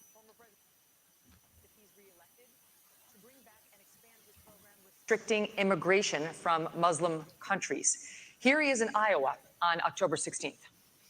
No longer will we allow dangerous lunatics, haters, bigots, and maniacs to get residency in our country. We're not going to let them stay here. If you empathize with radical Islamic terrorists and extremists, you're disqualified. You're just disqualified. Ambassador Haley, do you support President Trump's plan for ideological screening? Well, I don't think that you have a straight up Muslim ban as much as you look at the countries that have terrorist activity that want to hurt Americans. You can ban those people from those countries. That's the way we should look at it, is which countries are a threat to us. You look at what came across the southern border. What worries me the most are those that came from Iran, from Yemen, from Lebanon, those areas where they say death to America. That's where you want to be careful. It's not about a religion. It's about a fact that certain countries are dangerous and are threats to us. A president has one job, and that's to keep Americans safe. And that's what we've got to do, is make sure that we have good national security in that process. And that's the way you should look at it, is where the terrorist threats are, how we're going to deal with it, and what we're doing about it. And the biggest threat we have right now is communist China. But you have to also look at what Iran and Russia are doing as well. And we need to be paying attention to that. That's why we have to focus on things like cyber, on space, on artificial intelligence, and not just the regular things that we've always focused on. It's not just terrorism, though. That's important. But look what's happened in Europe. You have more anti-Semitism in Germany than at any time since Adolf Hitler. Why? Because they imported mass numbers of people who reject their culture. Europe is committing suicide with the mass migration, and it's illegal and legal. Nikki Haley said the other day there should be no limits on legal immigration, and that corporate CEOs should set the policy on that. There needs to be limits on immigration, and we should not be importing people from cultures that are hostile. So, for example, I said with the Gaza, you had some of the squad wanted to import 300,000 people from the Gaza Strip. I said, no, we're not taking anyone from Gaza because of the anti-Semitism and because they reject American culture. So we've got to get smart about this. We cannot let the United States be like Europe. So Governor there's Christie. a low-hanging fruit here, if I Governor may just hit this point, because it relates to what they just said. There are things that the government can do right now that nobody's talking about amongst the professional politicians in this race. What about all of the illegals who are already here? Here's the answer. There's 287G in the law. That is a provision that already allows ICE agents to deputize or allow local law enforcement to enforce those ICE warrants. And it shocks me that nobody in the Republican Party is talking about it, because there are 1 million then officials, law enforcement officials in this country. And against that backdrop, we absolutely have the ability to deport anybody who's in this country illegally. Thank you, we Mr. need to be talking about Ramaswamy. more in this country. Thank you. Governor Christie. I actually did that as governor of South Carolina. Governor Christie asked last night in Iowa whether he would be a dictator if he wins a second term in office. Donald Trump quipped, no, quote, except for day one, promising to seal the southern border. He has also pledged to begin the largest deportation operation in American history, saying that migrants are, quote, poisoning the blood of our country. He has pledged to round up and expel an estimated 11 million undocumented immigrants in the United States. What do you make of that plan? I think it's completely predictable. I mean, look, he's made it very clear. There's no mystery to what he wants to do. He started off his campaign by saying, I am your retribution. 8 years ago, he said, I am your voice. This is an angry, bitter man who now wants to be back as president because he wants to exact retribution on anyone who has disagreed with him, anyone who has tried to hold him to account for his own conduct. And every one of these policies that he's talking about are about pursuing a plan of retribution. And yet, at the first debate, my three colleagues on this stage, when asked if he would be convicted of federal felonies, would they still support him, raise their hand, looked into the camera, and let everybody know that they would still support him, even if convicted of federal felonies. Federal felonies, by the way. Federal felonies which involve our election process, federal felonies which involve the most sensitive of our governmental secrets, federal felonies where he instructed others to commit crimes, folks who are now agreeing to go to jail because of what they did in his name. So do I think he was kidding when he said he was a dictator? All you have to do is look at the history. And that's why failing to speak out against him, making excuses for him, pretending that somehow he's a victim, empowers him. You want to know why those poll numbers are where they are? Because folks like these three guys on the stage make it seem like his conduct is acceptable. Let me make it clear. His conduct is unacceptable. He's unfit, and be careful of what you're going to get. If you ever got another Donald Trump term, he's letting you know, I am your retribution. He will only be, Elizabeth, he will only be his own retribution. He doesn't care for the American people. It's Donald Trump first. Thank you, Governor Christie. Governor DeSantis. Governor DeSantis. Thank you. Governor DeSantis. Donald Trump would be older on day one of his second presidency than Joe Biden was on day one of his first. You have said Trump is not the same man he was when he ran in 2016. Your campaign is running ads showing Trump confused. And you have said he has, quote, lost the zip on his fastball. You seem to be saying Donald Trump is no longer mentally fit to be president. Is that what you think? Look, he is showing father time is undefeated. The idea that we're going to put someone up there that's almost 80 and there's going to be no effects from that, we all know that that's not true. And so we have an opportunity to do a next generation of leaders and really be able to move this country forward. We also need a president that can serve 2 terms. I don't think Donald Trump, I think he's going to have, I don't think he'd be able to get elected. The Democrats want him to be the nominee. We see that. They are going to turn the screws the minute, if he got the nomination, But do you think he's you're going to see mentally it. fit to be I think we president? need to have somebody younger. I think when you get up to 80, I don't think it's the job for that. But let me just respond to some of the things there. Look, the media is making a big deal about what he said about some of these comments. I would just remind people that is not how he governed. He didn't even fire Dr. Fauci. He didn't fire Christopher Wray. He didn't clean up the swamp. He said he was going to drain it. He did not drain it. He said he was going to build the wall and have Mexico pay for it. We don't have the wall. He did say in 2016 he'd have the largest deportation program in history. He deported less than Barack Obama did when Barack Obama was president. So some of these policies he ran on in 16, I was cheering him on then, but he didn't deliver it. Here's what I can promise people. 100% of the things I promised as governor, I delivered on those promises. I beat the left time and time again, and that's what I'll do for you as president. We got to start winning again as a party. Yes, win the election, but we've got to start getting these issues. I will go in and wreak havoc on this bureaucracy. You will see people fired, and we are going to bring a reckoning for how this government handled COVID-19. Now, Chris, you had your chance to wax eloquent on Donald Trump. You've been doing it all this whole Why race. doesn't he just answer the question? The question was very direct. Is he fit to be president or isn't he? The rest of the speech is interesting, but completely non-responsive. And if we were in a courtroom, they'd strike the answer and say, Governor DeSantis. No, they you're wouldn't. They would say that you're a smart they would man. argue that No, they would. No, they wouldn't. They would Chris. strike the answer No, they wouldn't. because you're not answering You it. just Is he don't fit? like. You Is he have your. fit? You have No. your thing. Is he You fit have or your isn't he? thing. No, I don't have my thing. We don't. He's the thing. Is We he do fit not or want isn't to he? do You're someone that's talking about him almost being 80 years old. It doesn't mean Ron, that somebody is he couldn't fit? get elected. That's up Ron, to the people to Governor decide. DeSantis, But let I him think we have an finish. opportunity Or to isn't do he? somebody Governor who's in. DeSantis, let him finish. Ron, is he I think we have an opportunity Guys, to do guys, somebody guys, who no is in the talking prime over of their each other. life. Yes. We don't have to No worry talking over about. Here's the drama. We can get it Governor done. Christie, and stop. We'll do it. I'm going to come to you. Finish. Look, Father Time is undefeated. I don't know how he would score on a test, but I know this. We have an opportunity to nominate someone and elect someone for 2 terms who's going to be spitting nails on day one and for 8 years So you deliver do think he's big fit? result. You We do should think? not nominate somebody He won't answer. who's almost 80 years old. He's afraid to answer. No, I'm not. You have to No. either you're afraid or you're not listening. No, it's not. There's a You simple don't want question. to hear the Is he answer. fit? Because you have- I know you have the Hey, vendetta nobody against can hear Trump. this. I get No one can that. hear you. They can't hear you. You It- finish, and look, then you get it back. it's a- All right. Look, I'm a simple guy. Okay, I hear the question and I answer it. Is he fit or isn't he? I'll concede you're fit, Ron. You're a new generation. You're 44 years old. I wish I was still 44 years old. Okay? 45. So, well, congratulations. I'd still take 45. Is he fit or isn't he? And this is the problem with my 3 colleagues. They're afraid to offend.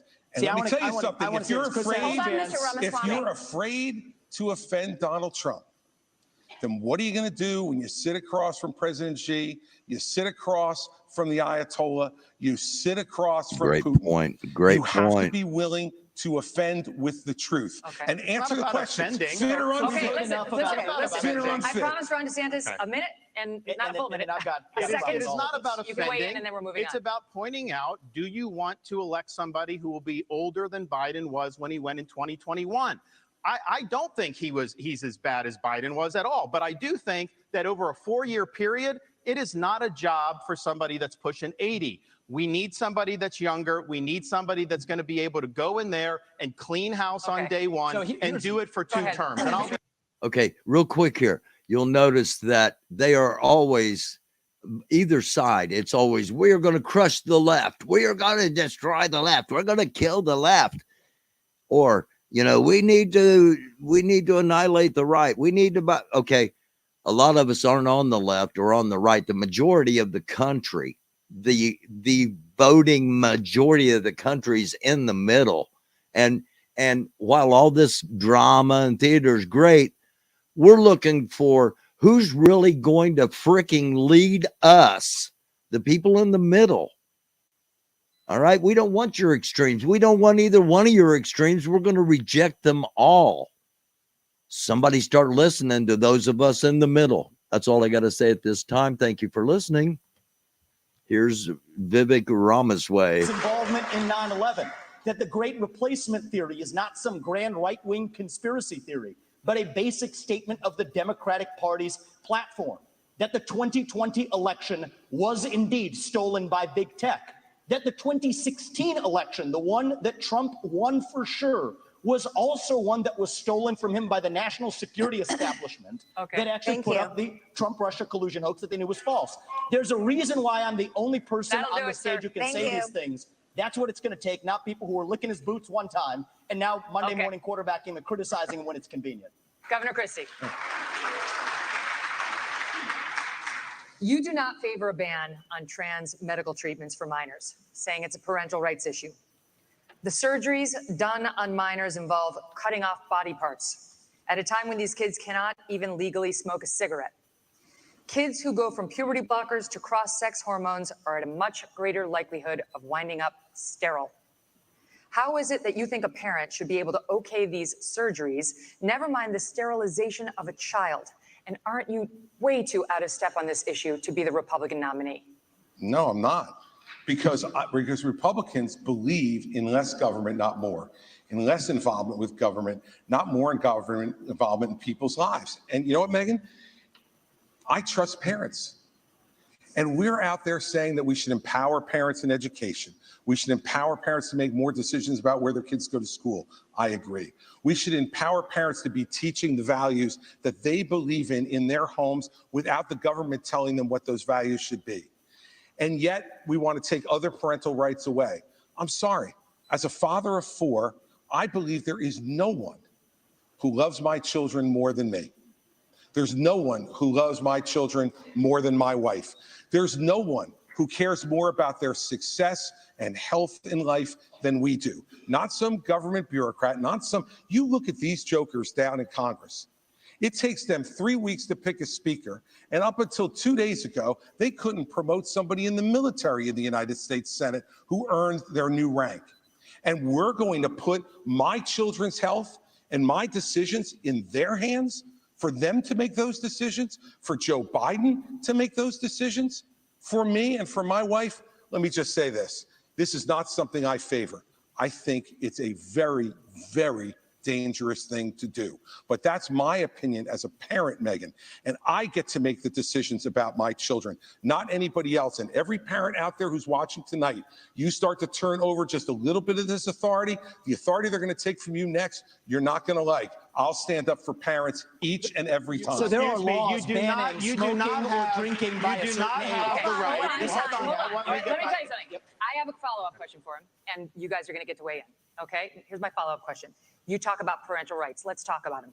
When you were governor in 2017, you signed a law that required new guidelines for schools dealing with transgender students. Those guidelines required schools to accept a child's preferred gender identity, even if the minor's parents objected. Not true. And it said that there is no duty for schools to notify parents if their son or daughter changes their gender identity, allowing this serious issue to remain a secret between the school and a child. How is any of that pro-parental rights? By the way, that's simply not true. You're doing what you accuse me of, Chris. It is absolutely true. That's simply not true.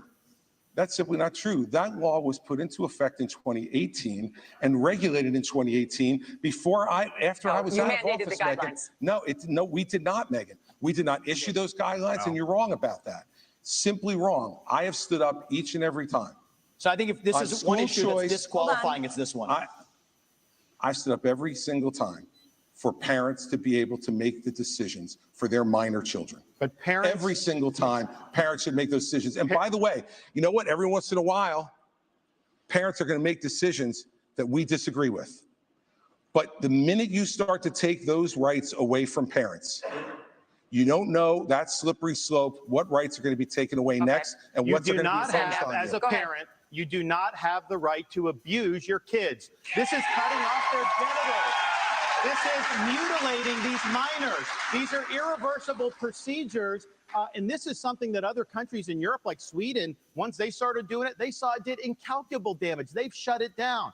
I signed legislation in Florida banning the mutilation of minors because it is wrong. We cannot allow this to happen in this country. And I know Chris disagrees with me, and I think he has an honest position. Nikki disagrees with me. She opposes the bill that we did to ban that. She said the law shouldn't get involved with it.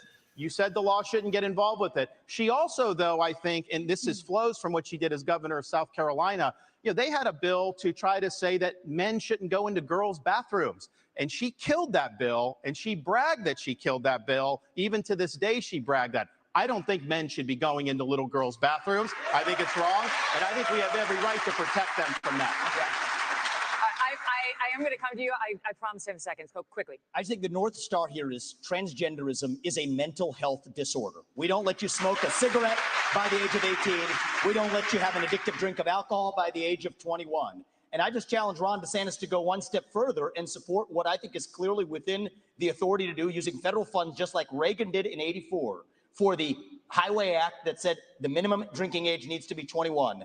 We can do the same thing when it comes to banning genital mutilation or chemical castration. Okay. I know Ron's been Okay. Let me get unclear to about that on the Ambassador federal Haley. level. I'm crystal clear. That's where I stand. Got And it. That's a mental health disorder. That's where we it. need to be at. Go ahead. So first of all, Ron has continued to lie because he's losing. No, it's not a lie. You are lying. You so said first it on tape. So first of all, I will say that when I was governor 10 years ago, when the bathroom situation came up, we had maybe a handful of kids that were dealing with an issue. And I said, we don't need to bring government into this, but boys go into boys' bathrooms, girls go into girls' bathrooms. And if anyone else has an issue, they use a private bathroom. Now, 10 years later, we see that this issue has exploded. And this shows how hypocritical Ron continues to be. When he was running for governor and they asked him about that, he said he didn't think bathroom bills were a good use of his time. You can go look that up. I signed a bathroom bill in Florida, so But that's you said- obviously no. not true.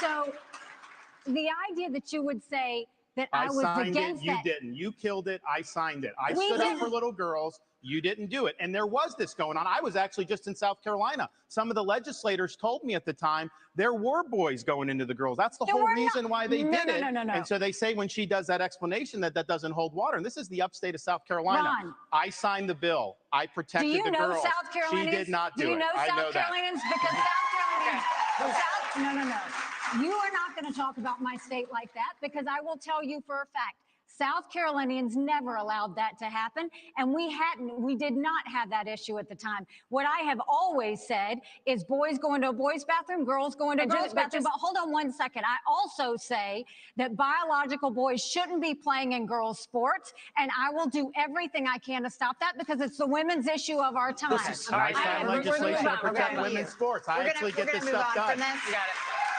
Thank you, guys. We're going to move on. Mr. Ramaswamy, when discussing your Hindu faith in September, you seemed to take a shot at Ambassador Haley, who is also Indian American and who converted to Christianity as an adult. You said, an easy thing for me to do, being a politician, is to shorten my name, profess to be a Christian, and then run. Make Vivek Vicky or whatever, end quote. Are you questioning Nikki Haley's Christian convictions? And why has your campaign made a point of referring to Ambassador Haley by her given first name, Nimrata, even though she has gone by Nikki for her whole life? Well, my whole deal is if Nikki Haley, of all people, should know how to pronounce my name correctly, the rest of the news media can learn it. My deal is I'll call her Nikki when she can say my own name right. That's our little fun side bet there. Here's what I will say is deeper. I don't question her faith, but I question her authenticity.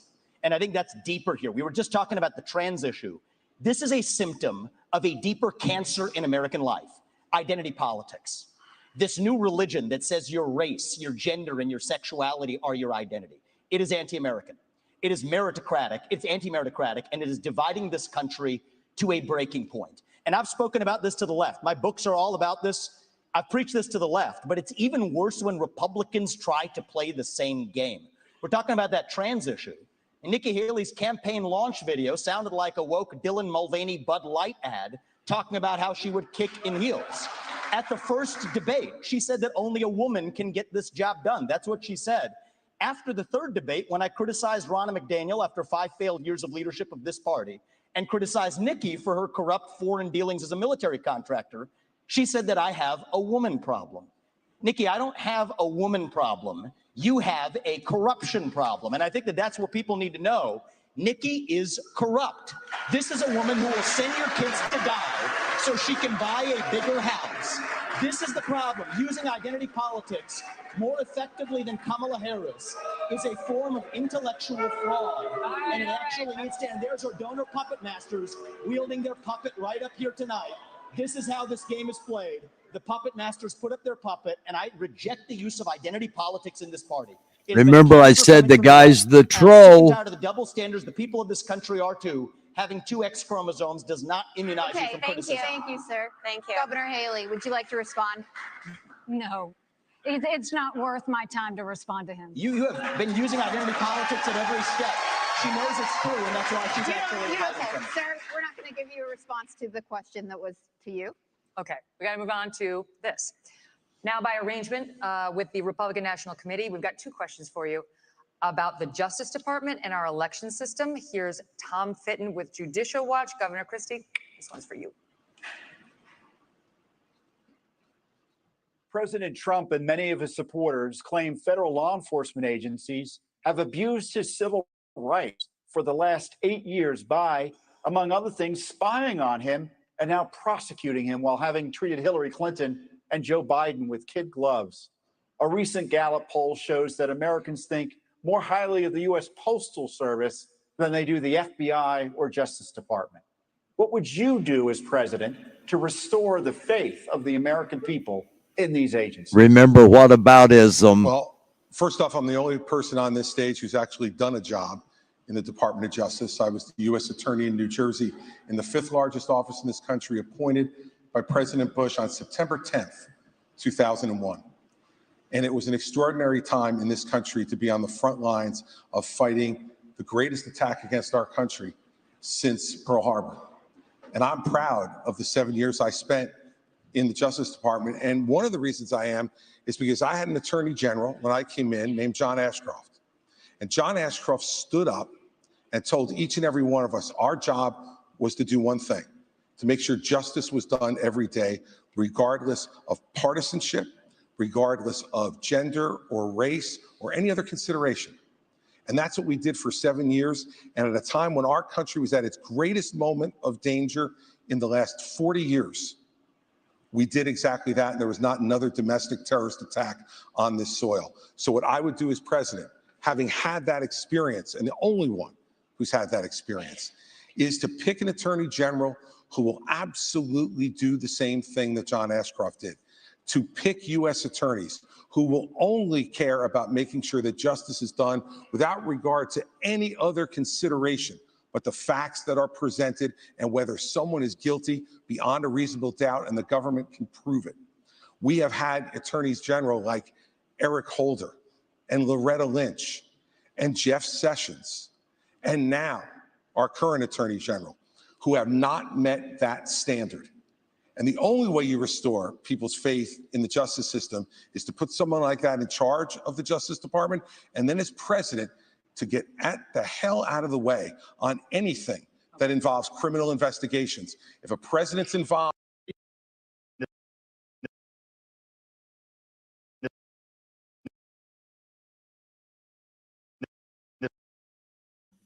What do we have here? Well,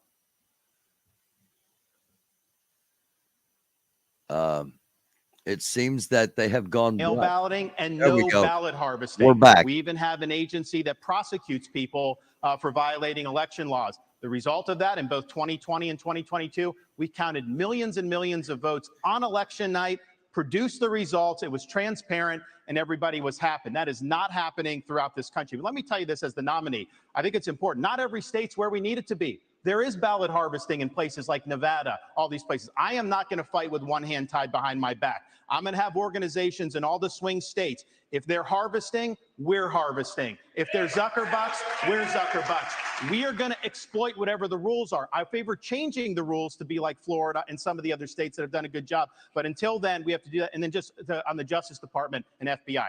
I mean, I remember being, in Iraq working with FBI on the ground and being, and then I was a special assistant. I used to have such a high regard for these agencies. What they did to Donald Trump with the Russia collusion was one of the biggest abuses of power in the history of our country.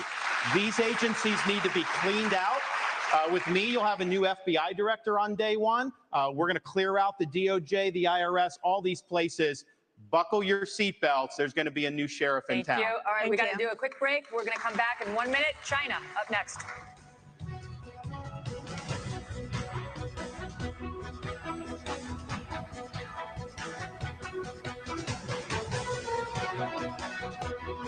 Okay, we got 1 minute break according to them. A couple of things I want to mention during the break.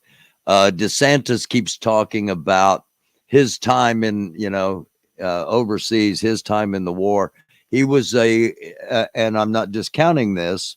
I am kind of, I guess, by just the way I'm saying it, but he's a judge attorney general. He's a JAG. He was an army attorney. It's not like he's out there with, a rocket launcher and bullets across his chest and Rambo, like he probably will end up being portrayed as. Just keep that in mind. Also, one other thing I want to mention, if we only have a minute here, is they talk a lot about the transgender and mutilating kids and high emotional points.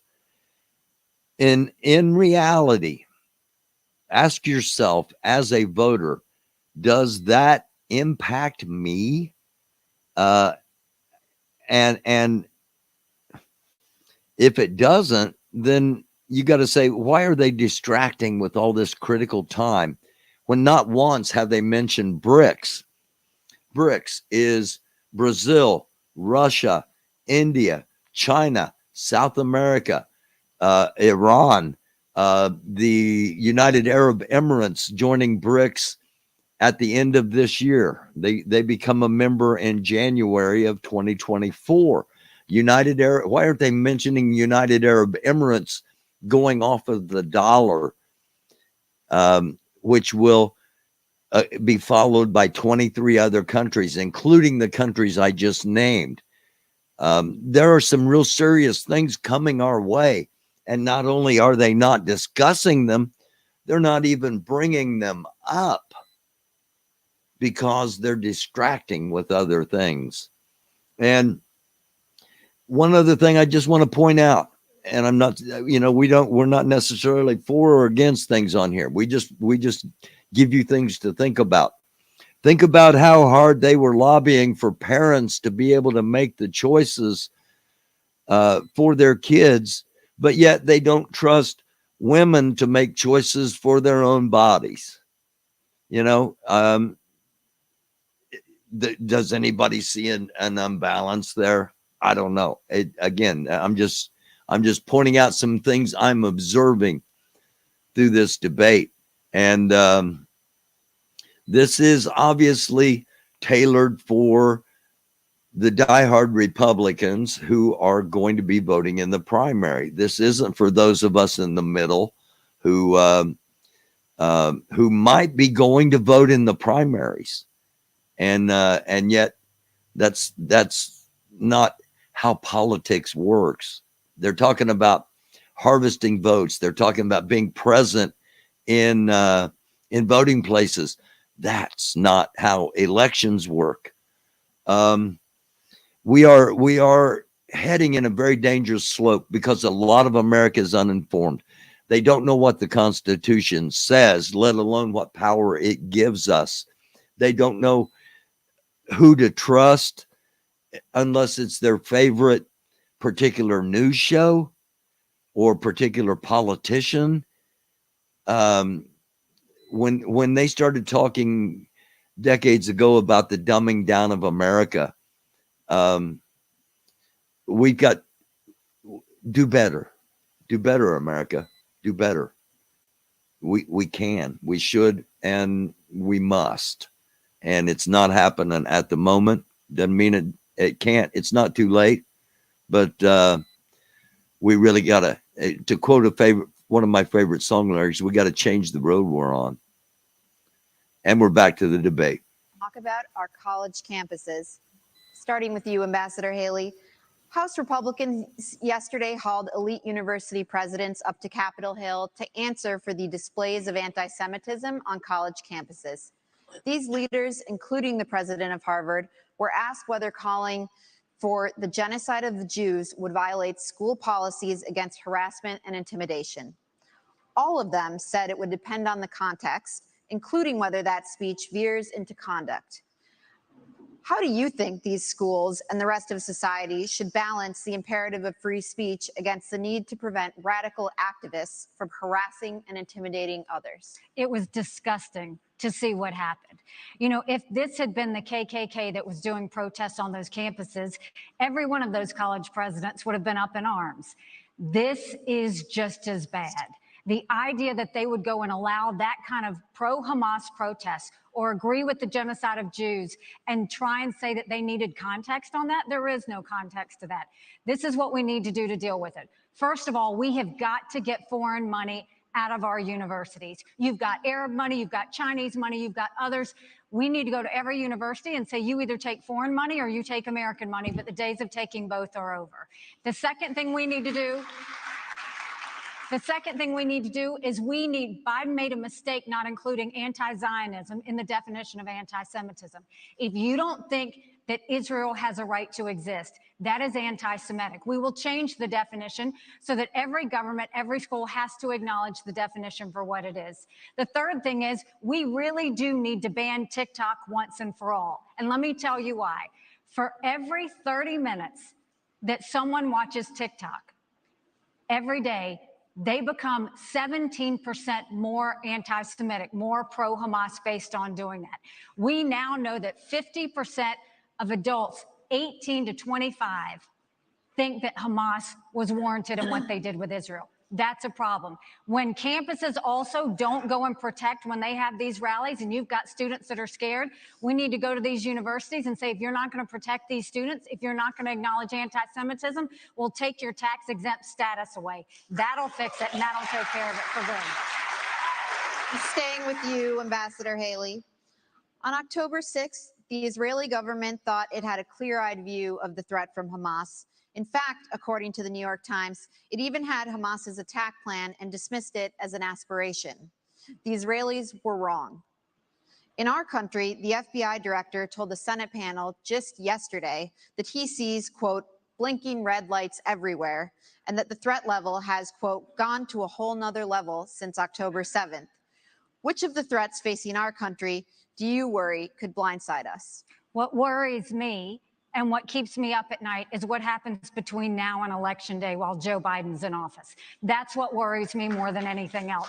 But I'll tell you that America right now is acting like it's September 10th. We better remember what September 12th felt like, because it only takes one. And whether you're looking at open borders that are allowing people to come in, Iran knows the easiest way to get to America is through the southern border. And we're not doing anything to stop it.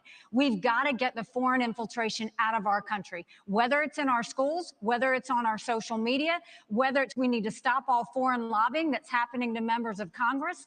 And we need to start securing America again. Until we do that, we are going to be at threat. We've got to look at Iran, China, and Russia want to destroy the West. We have to start acting strong again. We've got to start protecting Americans. Right now, Americans don't feel protected, and we're not doing anything to strengthen it. So Joe Biden continues to be a problem. That'll change on Election Day. Governor DeSantis, if China invades Taiwan, would you send American troops, as President Biden has said he would do?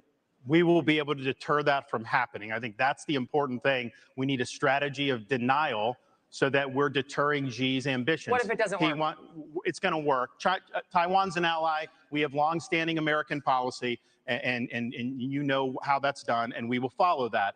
But here's the thing. Taiwan is important not just because of semiconductors. It's important because if China is able to break out of this first island chain, they're going to be able to dominate commerce in the entire Indo-Pacific. They will use that to export authoritarianism all around the world, including here in the United States. You look at some of these guys, actually some of them that are supporting Nikki on Wall Street, they grovel to China. Anytime something happens, they got to go do that. So they already exert a huge amount of authority over this country. It will get a lot worse. So deterring China's ambitions is the #1 national security task that I will do as president, and we will succeed. The 21st century needs to be an American century. We cannot let it be a Chinese century. Mr. Ramaswamy, I think we need to be I'll be clear on the same issue, if I may. I'm coming to you next on Taiwan. You said if you want to stop Xi from invading Taiwan, quote, let's open a branch of the NRA in Taiwan and put an AR-15 in the hands of every family and train them how to use it. That will give Xi a taste of American exceptionalism, end quote. The National Police in Taiwan announced a zero-gun policy last year. Is this a serious policy proposal? And if it isn't, why do you keep repeating it? Well, it's part of a broader deterrence strategy. And so I think I'm going to respectfully disagree with Ron here. I think the next U.S. president needs to be crystal clear that at least for the foreseeable future, the U.S. will absolutely defend Taiwan. And it is with that clarity that we actually achieve deterrence. But I have a broader strategy than that. We need to get on side in our relationship with India, take it to the next level. India has to be able to block the Andaman Sea, which is where China gets most of its Middle Eastern oil supplies. That's critical. I also do believe the Second Amendment is a critical way of preventing foreign autocrats from being able to. It's worked in America. Why wouldn't it work in Taiwan? So it is part of a broader strategy. But I do think that we need to be specific about our deterrence strategy, or else Xi Jinping is just encroaching by the day. And the reason why we're not doing it for China, I want to be crystal clear, is because we're scared. Why are we scared? Because we depend on them for our modern way of life. Why do we depend on them for our modern way of life? It's because Nikki Haley's latest friends like Larry Fink have created commingled economies with BlackRock telling Exxon and Chevron they can't drill here, while being a shareholder of PetroChina, not applying those same constraints in China. So it is our economic dependence on China that makes us scared. If that were a Russian spy balloon, we'd have shot it down in an instant. If that were a Russian spy base in Cuba, we'd be actually going hard on them instead of turning the other way as we are with China. So it comes back down to that economic dependence. We cannot depend on them for our pharmaceuticals, our semiconductors, and people have been lied to for a long time. Our own military, the F-35 jets that we make in this country, depend on China, and it's going to take an outsider to fix that broken establishment. Thank you, Mr. Ramaswamy. Ambassador Haley, would you like to respond? I mean, when it comes to China and Taiwan, the one way that we keep China from going into Taiwan is, one, make sure that we win in Ukraine, that we protect our friends, but also let China know that they'll be hell to pay if they go into Taiwan. They need to know that there is going to be a force that's going to go against them. And they need to know it's not just going to be the United States. That is why we need to build our partnerships with India, with South Korea, with Japan, with the Philippines, with Australia. We need to start pulling that alliance together. And the first way we do that is we need to make sure that on day one, we look at the fact, if China pulled the rug out from under us tomorrow, would we be ready? Think about what happened during COVID. Everybody told you to wear a mask. They were made in China. Everybody told you to take a COVID test. They were made in China. Everybody went and, I mean, everything that happened, if you go to the drugstore, all those medicines are made in China.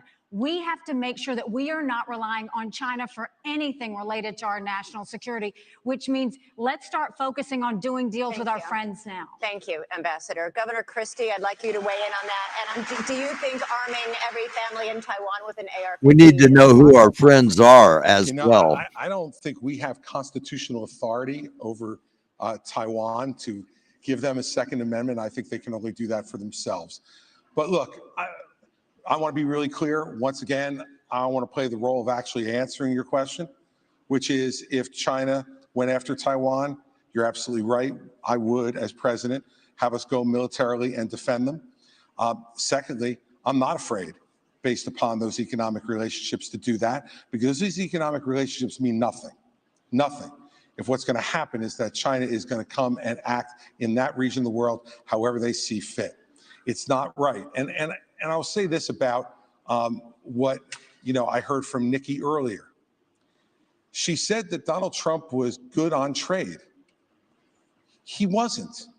And the proof that he wasn't good on trade with China is that all he did was impose tariffs, which raised the prices for every American. You want to know what has contributed to inflation in this country? Yes, it's more government spending.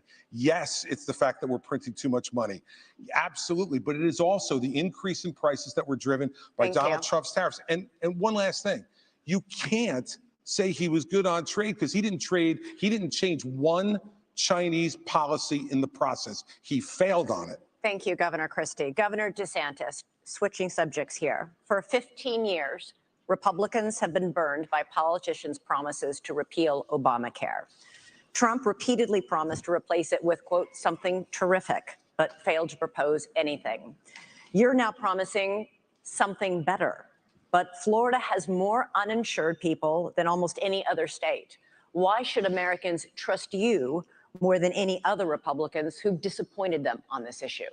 Well, I think we have millions of Americans who do not have access to affordable health care. And it's not just getting some type of card and Medicaid, because a lot of times they don't even get access to doctors. You actually get access to care. The other thing is we have millions and millions of people who don't have access to good doctors and good hospitals. Florida did not expand Obamacare. I think the states that did that, I think are struggling financially. So that, yes, we declined to do that. And I don't think that that was the right policy to do. But we are going to go after the cost. You're paying too much for everything. We've actually addressed this in Florida in some ways, but you need price transparency. You need to hold the pharmaceuticals accountable. You need to hold big insurance and big government accountable. And we're going to get that done. I think it's very, very important economically. I think it's very, very important for the country that we get that done. Go ahead. Yeah, so I actually wanted to, this is a very personal issue to our family. I wanted to take actually a minute to recognize my wife who's here today. Badass surgeon. She did a bunch of cases with cancer survivors earlier today, flew here to be tonight. We'll be back at 7 a.m. in Columbus, Ohio tomorrow, taking care of those patients in the OR. And on the front lines of people who have actually not swallowed for years. And here's what's something that's awful that's happening in our healthcare system. They'll pay for anything like feeding tubes, doctors to be pill pushers, but for the procedures that can actually make these patients better, we have a broken healthcare system that doesn't pay for it. My wife, Apoorva, in many cases, does not get paid for those procedures. She does them anyway because it's the right thing to do. But that does not work system-wide. So here's the answer. We don't have a healthcare system in this country. We have a sick care system. We need to start having diverse insurance options in a competitive marketplace that cover actual health, preventative medicine, diet, exercise, lifestyle, and otherwise. And here's how we deliver that. End the antitrust exemptions for health insurance companies. That's where the competitive marketplace begins. That's crony capitalism, and that's the answer. Okay, through Operation Warp Speed, the Trump administration and private industry developed a COVID vaccine in record time. The program protected the drug companies from virtually all lawsuits over vaccine injuries. The government has a program to compensate for such harm, but critics say it is a black hole of bureaucracy. 12,000 claims filed, 10% decided, only 8 payouts so far, in a forum with no right to counsel, no hearings, no appeals. Mr. Trump says he's very proud of Warp Speed. Should he be? Well, this question specifically on liability goes back to actually Reagan. And Reagan is a president who I admire. Many of us do. I think that reviving that spirit is in many ways going to be good for this country in so many ways.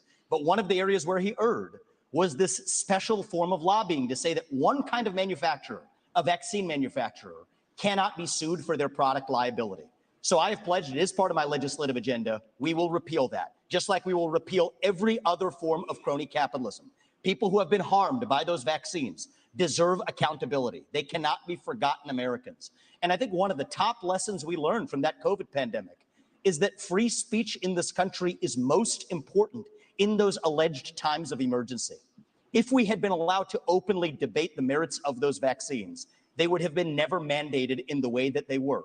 And in general, I don't think that we should want capitalism and democracy to share the same bed anymore. It's time for a clean divorce. Let companies be companies, but I don't like the crony capitalism. This dates back a long time in both parties. And I think that we need to end the lobbying. And I personally believe that if you have been working in the government, you should not lobby that government for 10 years. If you have been a government elected official doing deals with companies, be they Boeing or be they pharmaceutical companies, you should not join the board of that company for 10 years after. The former chairman of the FDA, the leader commissioner of the FDA, ended up on the board of Pfizer. Nikki Haley did deals with Boeing, ends up on the board of Boeing. I don't care if it's a Republican or a Democrat. We need some basic principles that end the corruption in government. That's how we got the health insurance exemptions. That's how we got the pharmaceutical product liability exemptions. thank you. We end the corruption. We need a reckoning for what this government did during COVID-19. That includes the mNRA shots.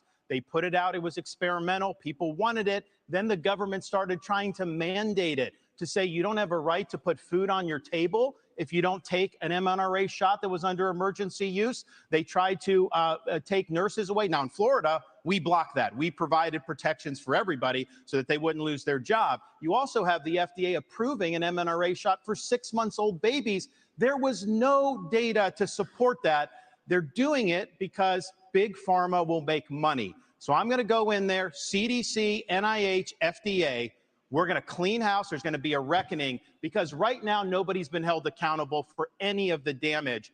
And they're going to try to do it again. When I'm president, this will never happen to our country ever again. Thank you, Governor DeSantis. And we will be right back in just a few moments for our closing statements from our 4 candidates at the Republican primary debate.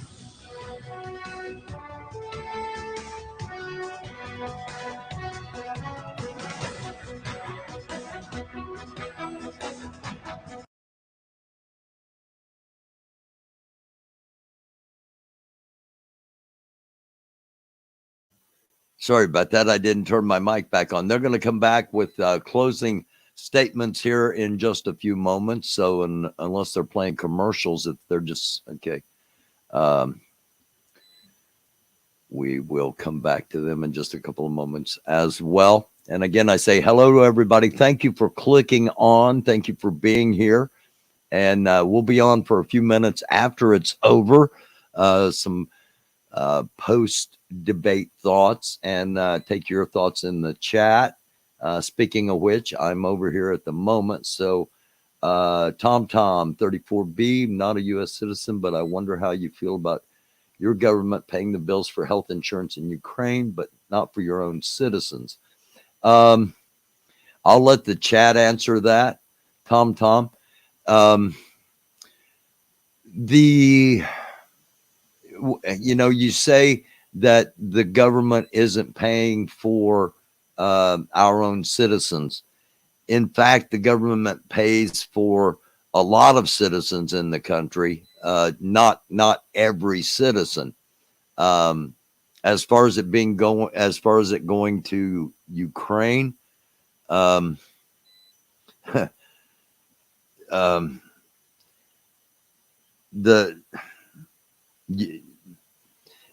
Nikki Haley said it correctly, okay? That the focus had to come off of Ukraine and the timing for what happened, what was allowed to happen in Israel by Hamas on October the 7th was perfect for a number of things. Think about everything that has sprung since that, all right? The tide has indeed turned because it became obvious to Ukraine that the focus was going to be on Israel by the United States and thus by other members of NATO. And it's almost like, okay, you better hurry up and finish this. Then it comes out that the United States is also telling Israel, you got to finish this by the first week of January, because the second week of January, the voting starts. And it just shows, and I got off track there. Things started turning in Ukraine. China got more aggressive in Taiwan. Venezuela is saying that 80% of Guyana now belongs to them. A lot of things have started to spring up. Turkey came out, the president of Turkey came out and said he's going to reestablish the Ottoman Empire, and the land that was Turkey will always be Turkey, and he's going to take it back. And that goes all the way to the Great Wall of China. Russia saying the administrative people in Russia saying they are ready to reestablish the Soviet Union. That means overtaking the Baltic countries. And a a lot has happened. A lot more aggression has happened in countries. North Korea is saying they're ready to bomb South Korea. They've been ready for a long time. They're starting to move heavy equipment to the border. All because we, the United States, the world's peacekeeper, the current world order is the United States, and then everybody else underneath. Okay, we're about to get voted off the island if we're not careful. There are those that want a new world order and don't care what that actually means, as long as the United States isn't on top of that world order. All right, I'm just telling you, giving you something to think about. And again, we will, okay, they're still under commercial, actually buffering here. So let me get back over to them. Hopefully this will, there we go. Let's get back over there as they are coming back for the closing statements. And we'll be here afterwards and talk a little more and take your questions and comments from the chat. But in the meantime, here we go.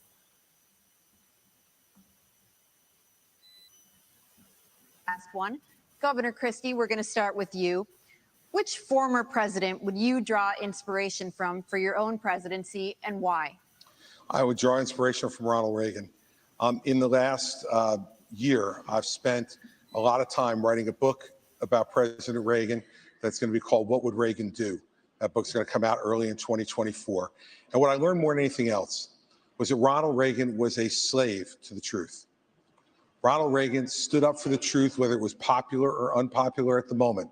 In 1964, he stood up against the John Birch Society when it was very unpopular to the party to do it, but he would not put up with our party standing for lies and deceit, even it gave him political progress. Except for the Iran-Contra. That I will be Iran-Contra. Anybody? Anybody? 40th President of the United States, Ronald Reagan. Ambassador Haley? Well, I have to say, too, I think George Washington, when you look at the responsibilities he had of how do you go and take on this great American experiment and make sure that the people are protected. And they always knew that government was intended to secure the rights and freedoms of the people. It was never meant to be all things to all people.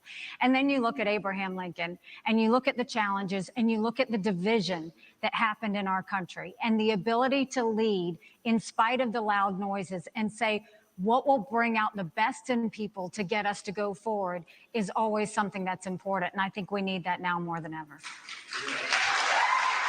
Governor DeSantis. Reagan, Washington, Lincoln, excellent. One of the guys I'll take inspiration from is Calvin Coolidge. Now, people don't talk about him a lot. He's one of the few presidents that got almost everything right. He understood the proper role of the federal government under the Constitution. We need to restore the U.S. Constitution as the centerpiece of our national life. And that requires a president who understands the original understanding of the Constitution, who has a good sense of the Bill of Rights, and who knows how we've gone off track with this massive fourth branch of government, this administrative state, which is imposing its will on us and is being weaponized against us. So Silent Cal knew the proper role of the federal government. The country was in great shape when he was president of the United States, and we can learn an awful lot from Calvin Coolidge.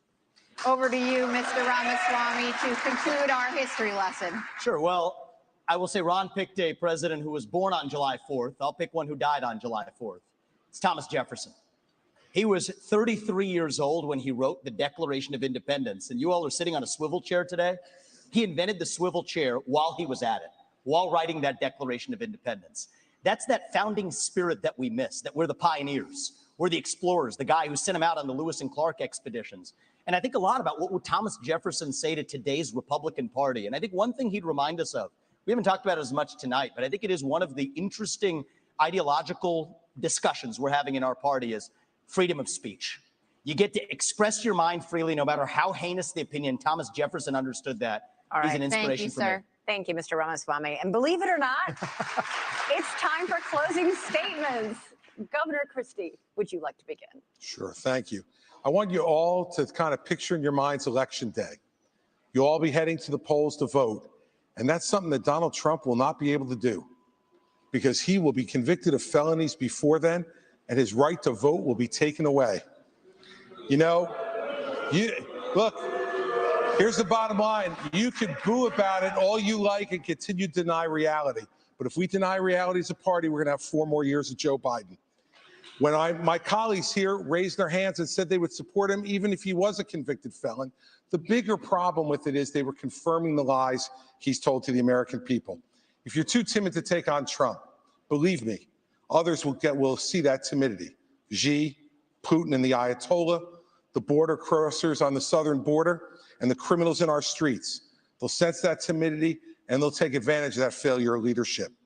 We need to get back to an old American idea that every person is responsible for their own conduct, even a president.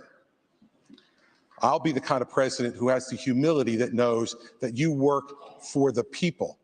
It's not the other way around. I will earn your trust. I want to earn your vote. Thank you, Governor Christie. Mr. Ramaswamy? I'll use this to just address a topic we didn't talk about tonight, but I think is one of the most important topics that needs to be discussed. That is this climate change agenda that is shackling this country like a set of handcuffs. I said it at the first debate, and I stand by it. The climate change agenda is a hoax because it has nothing to do with the climate. That's what we have to see. 98% reduction in the climate disaster-related deaths in the last century.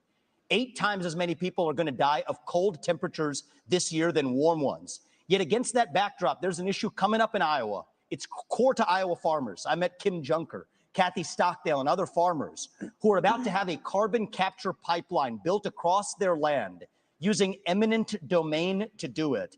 That's unconstitutional and it's wrong. And if you thought COVID was bad, what's coming with this climate agenda is far worse. We should not be bending the knee to this new religion. That is what it is. It is a substitute for a modern religion. We are flogging ourselves and losing our modern way of life, bowing to this new god of climate, and that will end on my watch. Thank it's you, the most critical Ambassador issue Haley. that's coming up. Thank you. Thank you very much. Our country is in chaos. We see it on the southern border. We see it on our streets in our cities. We see it on college campuses. We feel it with our economy, with inflation and with debt. And we feel it around the world with wars in Europe and within the Middle East. We have to stop the chaos, but you can't defeat Democrat chaos with Republican chaos. And that's what Donald Trump gives us. My approach is different. No drama, no vendettas, no whining. I envision an America where we're protected from illegal immigration and Chinese infiltration. I envision an America where we unleash our economy and we reject socialism. But more importantly, I envision an America where we rediscover our national purpose and our pride. Thank you. I crush Joe Biden in the Thank you. polls. And Thank if you you. give me this chance, we will crush him in November and take our Thank country you, back. Governor. Go to Nikki Thank you, Ambassador Haley. Governor DeSantis.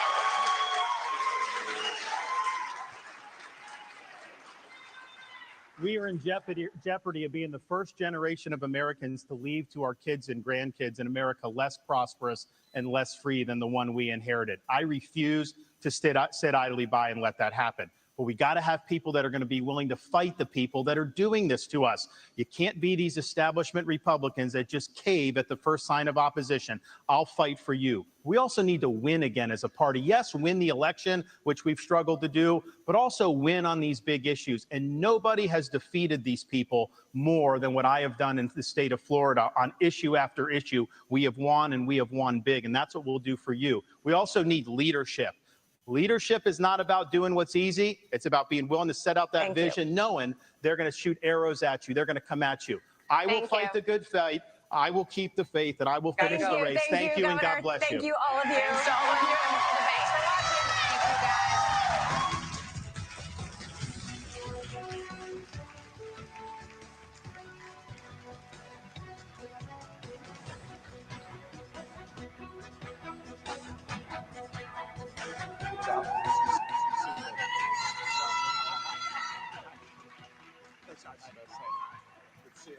And just like that, the state of the race has changed. I do hope And they had a hard out at 10 o'clock. It had to be over by 10 o'clock. You see the hellos and great job, and Ron DeSantis trying to pretend like he knows how to smile. Pictures. And once again, the fourth debate is in the books. The caucus coming up in Iowa. I think it's the 15th of January, and then I think the first or I think it's the last Tuesday. I need to look it up. I think it's the last Tuesday in January that the first Republican votes will be cast in the New Hampshire primary. So those are the first two contests, Iowa and New Hampshire, and the candidates spending lots of time in those states. Nikki Haley trying to get a picture with a young man. I don't know if he wanted his picture with her or not, the way he was looking, but nonetheless, he gets a souvenir. And it's in the books. Did it change people's minds? Are there people that supported Donald Trump before this, that having heard this debate will now no longer support Donald Trump? I don't think so. I don't think so at all. Please don't crush Joe Biden. He's an old man. Have mercy. Oliver North and Noriega. Oh yeah, absolutely. Yeah. Hello, Diane McClain, by the way. And Stitch, how you doing? The University of Alabama will never be the same again. They're going to win the national championship in football coming up. They'll win on New Year's Day, and then they'll win. The following Monday night will be the national championship game. So the last time there's going to be only 4 teams in the college football championship, and Alabama's going to walk away with it. So one thing I forgot to mention earlier, and I wrote it down so I wouldn't forget it this time, is DeSantis referring to these people. I'm going to defeat these people. You know, we got rid of these people. While that works for his people, again, people in the middle catch these kind of things, and a lot of for me, a lot of DeSantis leads sour tastes in my mouth. Nikki Haley came off, again, in my opinion, as the winner of this debate tonight by far, just by being classy. However, she's scary. And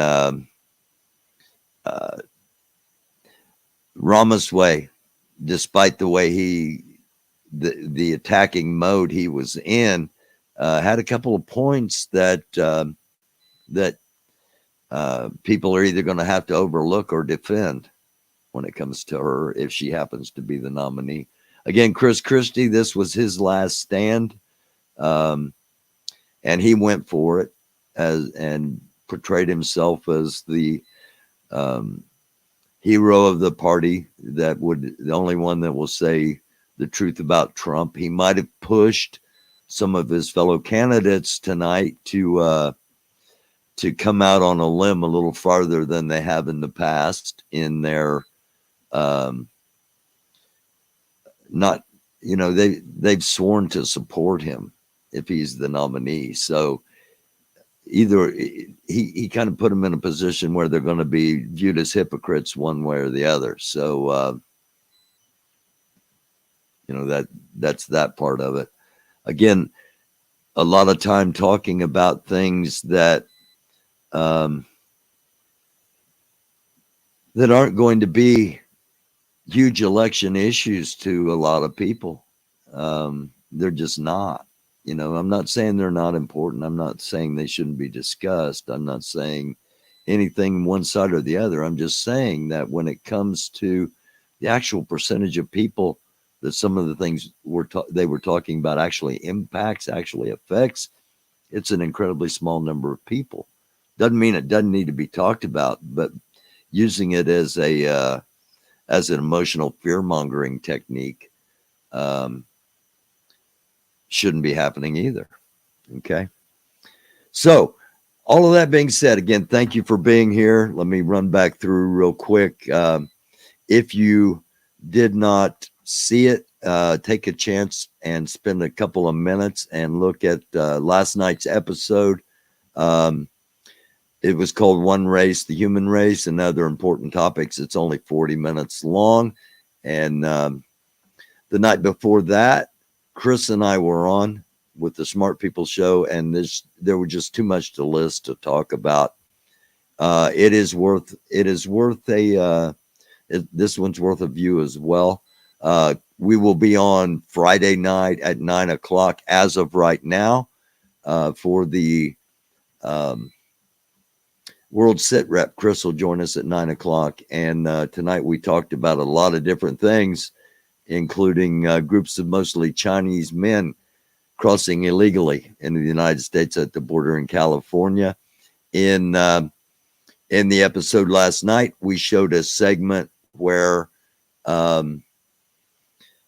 Muckraker had a reporter in Colombia, and there's a hotel there that is a known spot for Chinese gathering. It's mentioned in their blueprint of how to get into the get up to the border and into the United States, places they can stay and eat that will be friendly to them, paths and people along the way. It's, Nikki Haley said it about other, specifically Venezuela. She was talking about, she said, they get over and then they call back and say, hey, we made it over, come on over. And that has happened and is happening. And she was correct on that. And I don't understand how the Democratic Party thinks it benefits them by allowing it. But it's just me, and that's just something to think about. So, again, thanks. Thank you for being here. Thank you for watching. Thank you for clicking on. Thank you for commenting. Please hit the subscribe button if you're not a subscriber. If you are a subscriber, hit the notification bell. And no matter what, thank you for watching, and hit the like on your way out if you would. Greatly appreciate it. We'll be back Friday night at 9:00, if not before. I'll be back on before if things are happening and it warrants coming back on. So more than likely you won't see me tomorrow. However, we never know what's going to happen. So you will see me Friday night at 9 with Chris as of right now. If not, we'll put notifications out. Thank you, Guy Bassett, Stitch, Tom, Diana McClain, Pink Flamingo, Nancy McMonarch, the one and only Lori Arnold. Who else am I know I'm missing somebody. I'm missing probably several people. I apologize for that, but thank you all for being here. I do love y'all like chocolate chip cookies, and I wish you peace, positive vibrations. And I remind you, if you want to contact me, email americandoofus@gmail.com. If you'd like to help support the show, Cash App, the best way to do that, $ American Doofus, all one word, AMERICANDUFUS. And it's a dark world. Try to be a light. Peace.